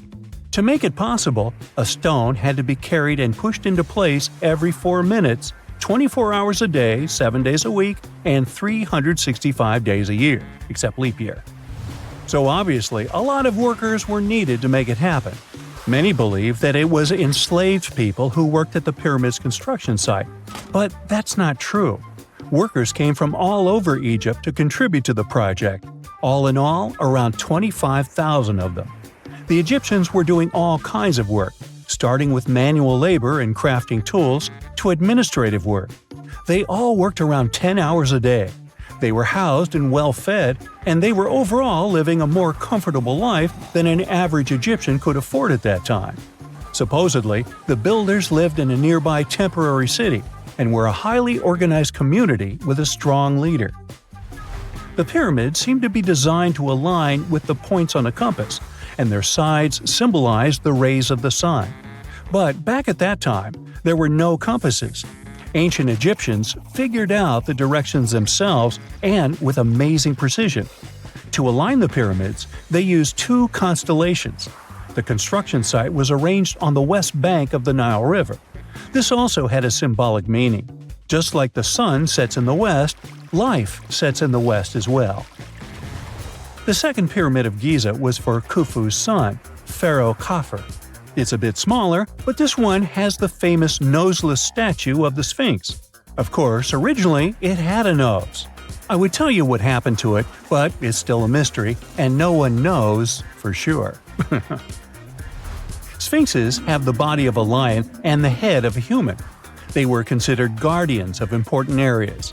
This famous Sphinx, also pronounced Sphinx, has the head of Pharaoh Khafre and is guarding his pyramid, facing the sunrise. The Sphinx is one of the biggest and oldest statues in the world. Originally, it not only had a nose, but was also painted. Scientists have discovered traces of the red color of its face. So, most likely, the Sphinx was painted red. There are also remains of yellow and blue color on its body. The statue definitely wasn't boring. Till around 1800, the Sphinx was buried up to its shoulders until an adventurer with a team of 160 men dug it out. But let's get back to the construction. The workers, of course, needed stone blocks. There were 2 main places where people could get these stones. One source was close to the construction site, but that fossil-lined yellow stone was only suitable for the pyramid's interior. The limestone blocks for the exterior were hauled from 8 miles away on 30-foot-long sleds. Apparently, it wasn't too hard to pull them. The sand mixed with the right amount of water was pretty slick, and 10 people could move a sled even with a rock weighing so much. Surprisingly, cutting off a block of limestone wasn't the biggest problem. When in the ground, it was soft and could be split relatively easy. But after getting exposed to the air, limestone hardens. So the most difficult part was to shape the blocks. That step was crucial because the smallest inaccuracies could lead to the whole pyramid collapsing. So, okay, those limestones were mined, carried on a sled, shaped, and then what? How could they be put into place? Well, this is still a mystery.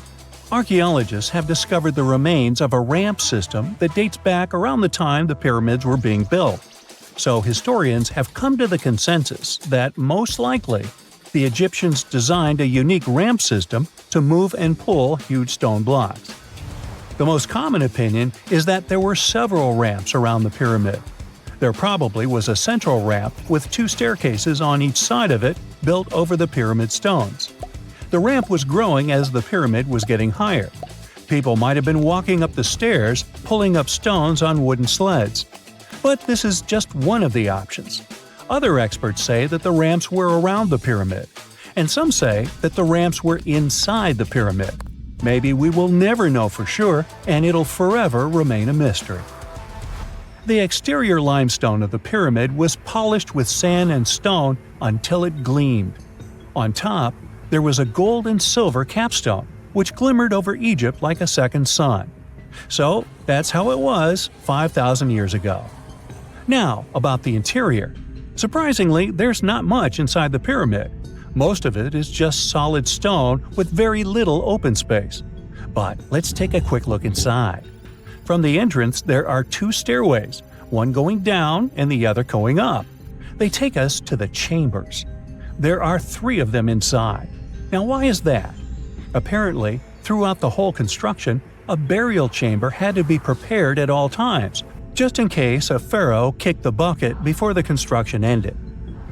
So, separate chambers were built one after another as the construction progressed. The last of them was the main one. It's called the King's Chamber. It's the one where Khufu was resting. It's the biggest room at the very heart of the pyramid, and there's a big passageway leading to it. It was likely used as a kind of elevator to move granite up to build the interior.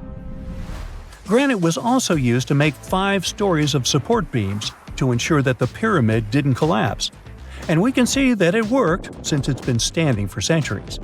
Unfortunately, none of these chambers have hieroglyphs on the walls.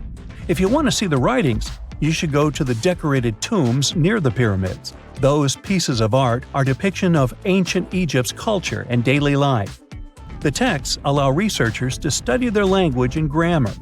The treasures that once were in the pyramids have been taken by people. There are also many secret tunnels and passages inside the pyramids, but even today, no one knows the whole plan of the interior. Scientists have been sending little robots with cameras inside for many years, but there's still a lot we don't know about the pyramids. Now they're trying to use an X-ray to scan the pyramids from the outside, without going inside. So yeah, ancient Egyptians did create a mystery no one has been able to crack for 5,000 years already. Unlike many other ancient Egyptian burial grounds, King Tutankhamun's tomb stayed hidden and free of unwanted thieves for 3,000 years. One reason was that the tomb was smaller than average and tucked away in a place called the Valley of the Kings. This area was already being extensively explored by the time they stumbled upon Tut's spot. The entrance was all covered in debris from building a nearby tomb, which must have also helped keep it a secret. There were also 0 writings or signs on the outside of the tomb. Time passing also played a part in keeping it in amazing shape until the 1920s, when a man named Howard Carter finally made it in. But was Carter that big of a hero? Some recent findings say he might have been sneakier than initially thought. People used to think Carter wasn't just a glorified treasure hunter, he was a true archaeologist. Before Tut, he had been on a relentless quest for Egyptian artifacts. He discovered his interest in these unusual objects when he was a child, and soon started drawing the sculptures and inscriptions that were found in ancient tombs. After stumbling upon the remains of King Tut, Carter spent a decade recording and processing all sorts of objects, like golden thrones, chariots, and statues from Tut's tomb, shipping them down the Nile to Egypt's museum in Cairo. Well, at least that was the official story. More recent discoveries claim that not all of the objects made it to Egyptian officials. A secret letter seems to uncover Carter's little 10 for them, 1 for me policy. The letter in question was sent to Sir Alan Gardiner, a philologist and friend of Carter's, dated from 1922. In these writings, Carter mentioned having found the tomb and was asking his buddy for some advice. In another letter from 1934, Gardiner seems to be thanking Carter for an amulet, which was sent to him as a thank you gift. Carter was adamant that it didn't come from Tut's tomb, but evidently it did. Even the British director of the Egyptian Museum was onto Carter's sneaky endeavors, but couldn't prove it. He compared Gardner's amulet to others from Tut's tomb, and lo and behold, they were a perfect match. Gardner was so disappointed to have been put in such a sticky situation that he vented to Carter in another letter. Deciding to be a good friend, Gardner didn't throw the famous archaeologist under the bus. Instead, he advised Carter to take those stolen goods back to Cairo, just like he'd advise you to like this video and subscribe to the Brightside channel for more amazing videos on the most unique topics in history. It's not the only shady piece of information on Carter's post-discovery behavior. In 1947, a man named Alfred Lucas, who used to work with a controversial archaeologist, gave some information in an obscure journal in Cairo. He claimed that Carter sneakily cracked open the burial chamber door himself. Then he sealed it back up like nothing had happened before the official uncovering. Now, why would he do that? Well, the same theory suggests that Carter and his crew might have entered the tomb early so they could get their hands on some ancient goodies. Obviously, these people couldn't risk having such objects sold while they were still alive, but made sure they were auctioned off after they passed. Carter, though, never confessed to anything. He made no official denial either, but the Egyptian government couldn't risk any more mysterious disappearances, so they prohibited him from entering the tomb for a while. Some have connected this apparent stealing to the curse of King Tut. If you've never heard of it, know that it became quite the scary tale soon after King Tutankhamun's resting place was uncovered. It claimed that anyone messing with the tomb of the boy pharaoh would face some serious bad luck. It's not all dramatic like a mummy going on an aggressive spree, but word got out that the people involved in disturbing King Tut's lair met some mysterious, untimely ends. The main untimely passing related to this supposed curse is that of George Herbert, the 5th Earl of Carnarvon. He was this British aristocrat who helped fund the search for the tomb. He passed away just a year after the tomb was opened. Now, people love to call it mysterious, but it turns out that Herbert was already in pretty bad shape health-wise when he got to Cairo, and he ended up getting taken down by a regular disease. Now, let's talk numbers. There were a lot of people linked to this tomb opening – security guards, archaeologists, and supporting staff. And sure, a few of them did pass not long after the tomb started receiving visitors. As much as we'd like this curse to be true for the sake of, good storytelling, statistically, if you have a bunch of people connected to opening a tomb, you'd expect some passings just by random chance. The average lifespan for those supposedly targeted by the ancient curse was more than 20 years after the spell was supposed to kick in. Herbert's daughter even lived until the 1980s, that's half a century later. And Howard Carter himself lived until 1935, a solid 16 years after the big reveal. Some have suggested that the whole curse was nothing more than a careful PR strategy. You see, when Tut's tomb was found, Howard Carter wanted to make a priority out of keeping nosy reporters away, so he might have come up with a curse hanging over anyone entering the boy king's resting place. But what was stolen from King Tut's tomb anyway? Well, some jewelry to begin with. It might have been snatched by Howard Carter himself, according to a French specialist. He did some intensive research by looking at old pictures taken from inside the tomb back in the 1920s. He compared those images to various objects from museums and auction houses. He soon started to piece together the whereabouts of some of Tut's jewelry. First up, there's this collar that used to be on Tut's chest. It was all broken into pieces, and some parts went via Carter to the Nelson Atkins Museum in Missouri. Meanwhile, other bits ended up on a necklace owned by some unnamed people who tried to sell it in 2015 but failed. Even the Nelson Atkins Museum agrees, as they've confirmed the information on their website. Then there's a headdress piece. Some beads from it that once belonged to Tut apparently got stolen by Carter too. They were also strung into a necklace and are now being held at the St. Louis Art Museum. Another fancy collar made out of glazed ceramic magic spent some time at the Met, far away in New York. Thankfully, it was sent back to Egypt a bit over a decade ago. This seems to have been, as you'd expect by now, also stolen by Carter. Missing artifacts aside, King Tut still gave a ton of amazing objects that helped us learn more about this incredible ancient culture.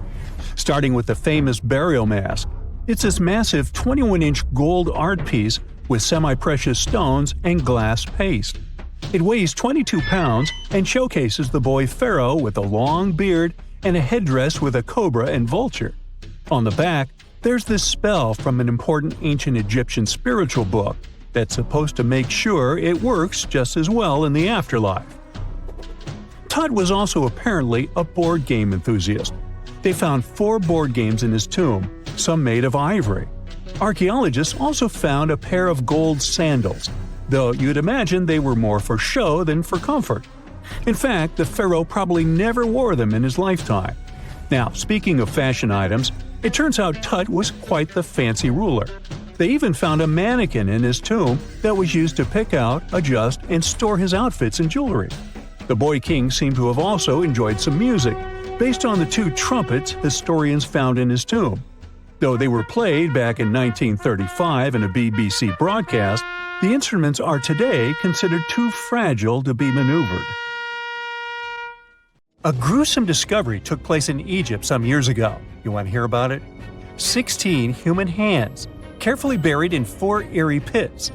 They didn't look too much like human hands at first, since they were abnormally large, but they were. Weirdly, there were only right hands, no left hands were in sight.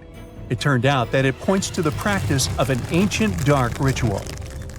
Old Egyptian art and tales talked of a ceremony where warriors would present the right hand of their adversaries as proof of victory and ask for gold in return. Egyptians believed in the afterlife, so cutting off someone's hand meant you cut off their power eternally. Guaranteeing this type of defeat was interesting to the winning party. Here, the fight was between Egyptians versus Hyksos, who lived in what was once known as Canaan. Egypt has always been the center of some history-changing findings, and some time ago, this papyrus was found. If we stretched it open, it would be just a tad bigger than the height of a skyscraper. The world's tiniest skyscraper, which is located in Wichita Falls, Texas. When humans didn't write on their notes app, they wrote on this thing, made from the medulla of a papyrus plant. Around 2,000 years ago, ancient Egyptians wrote something reminiscent of a book where they describe most of their funerary traditions and their visions of the afterlife. It's considered one of the most important texts from ancient Egypt and is still sold in bookstores to this day. This ancient manuscript was unearthed from a chamber located just south of the Pyramid of Djoser, located in Saqqara. Oh yes, Djoser is the oldest pyramid in Egypt and not the Giza pyramids like most people think. So recently, the site of Saqqara buzzed with excited archaeologists who probably found one of Egypt's oldest complete mummies. They believe that this beautiful and well-preserved mummy was that of a wealthy man. He was discovered in a deep shaft, covered in layers of gold leaves. There are many symbols that show he was an important and wealthy man, like the band he wore on his head, the bracelet on his chest, and the fact that he was embalmed with a tunic, which was reserved for Egypt's finest. The most exciting part of the entire discovery was finding the resting place sealed with mortar, just as the ancient Egyptians had left it 4,300 years ago. Now this may sound weird, but back in 2008, archaeologists discovered a missing pyramid. Now it went missing because it deteriorated over the span of 4,000 years. Today, you can only see its base. It was a pretty important site back in ancient times.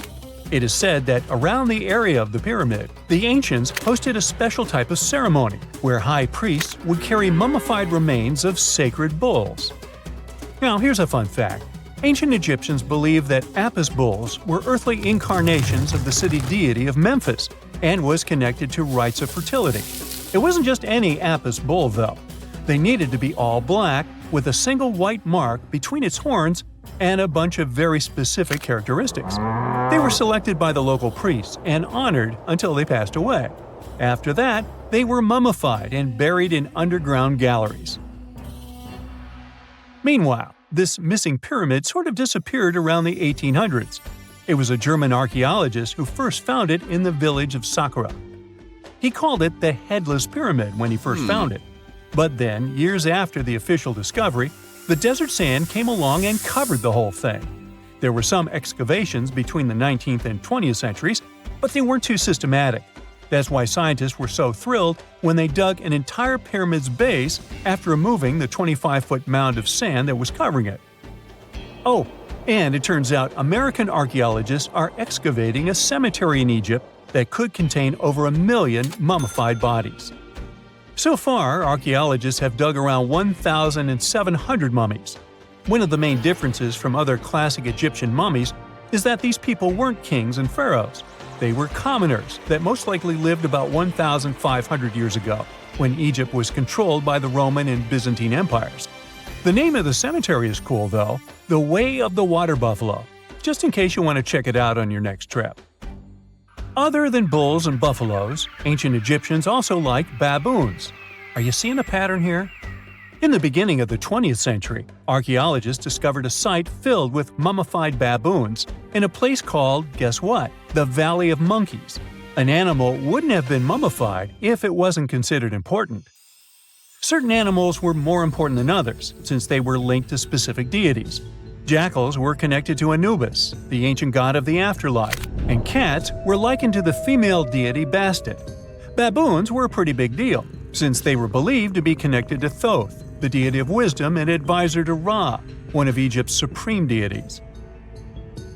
The archaeologists who studied these animals weren't too happy. They think these baboons were kept inside and were deprived of sunlight for most of their lives. They had extreme vitamin D deficiencies and they were poorly fed. Maybe Thoth got angry with these baboon keepers. Just a guess.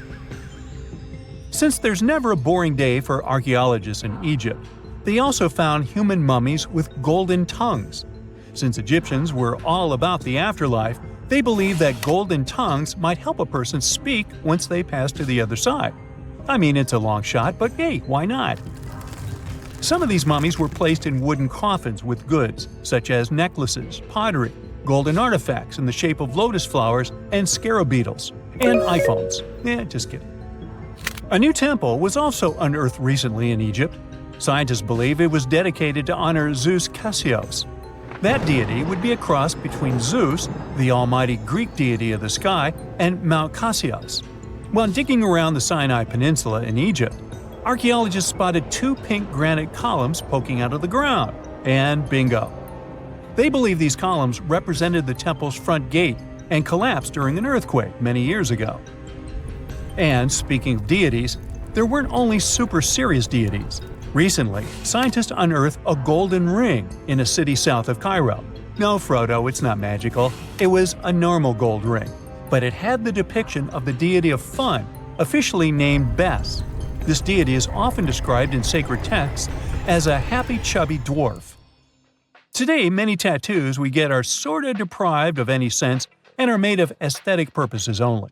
In ancient Egypt, though, women would get tattoos as a token of protection for childbirth.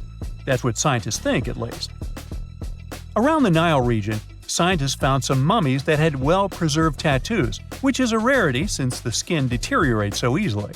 2 of these women tattooed their lower backs, and the drawings were simple. They were mostly pictures, including that same chubby dwarf we just talked about, Bes. He also had a side hustle as the protector of women during childbirth. Now, would you believe me if I told you ancient Egyptians invented robots? No? Well, that's because that's not entirely true. Sure, they were astronomers, mathematicians, and engineers, and somehow they also squeezed an eccentric invention into that package. An automated deity some scientists called Hathor. This wooden statue had been in the Metropolitan Museum of Art for years before someone noticed its secret. With the help of an X-ray machine, specialists discovered a mechanical operating system inside it. The pulley-like axis goes from the statue's shoulder to her left leg. When the system rotates, the statue raises and lowers her hand. Hey, pick me! I got my hand up here.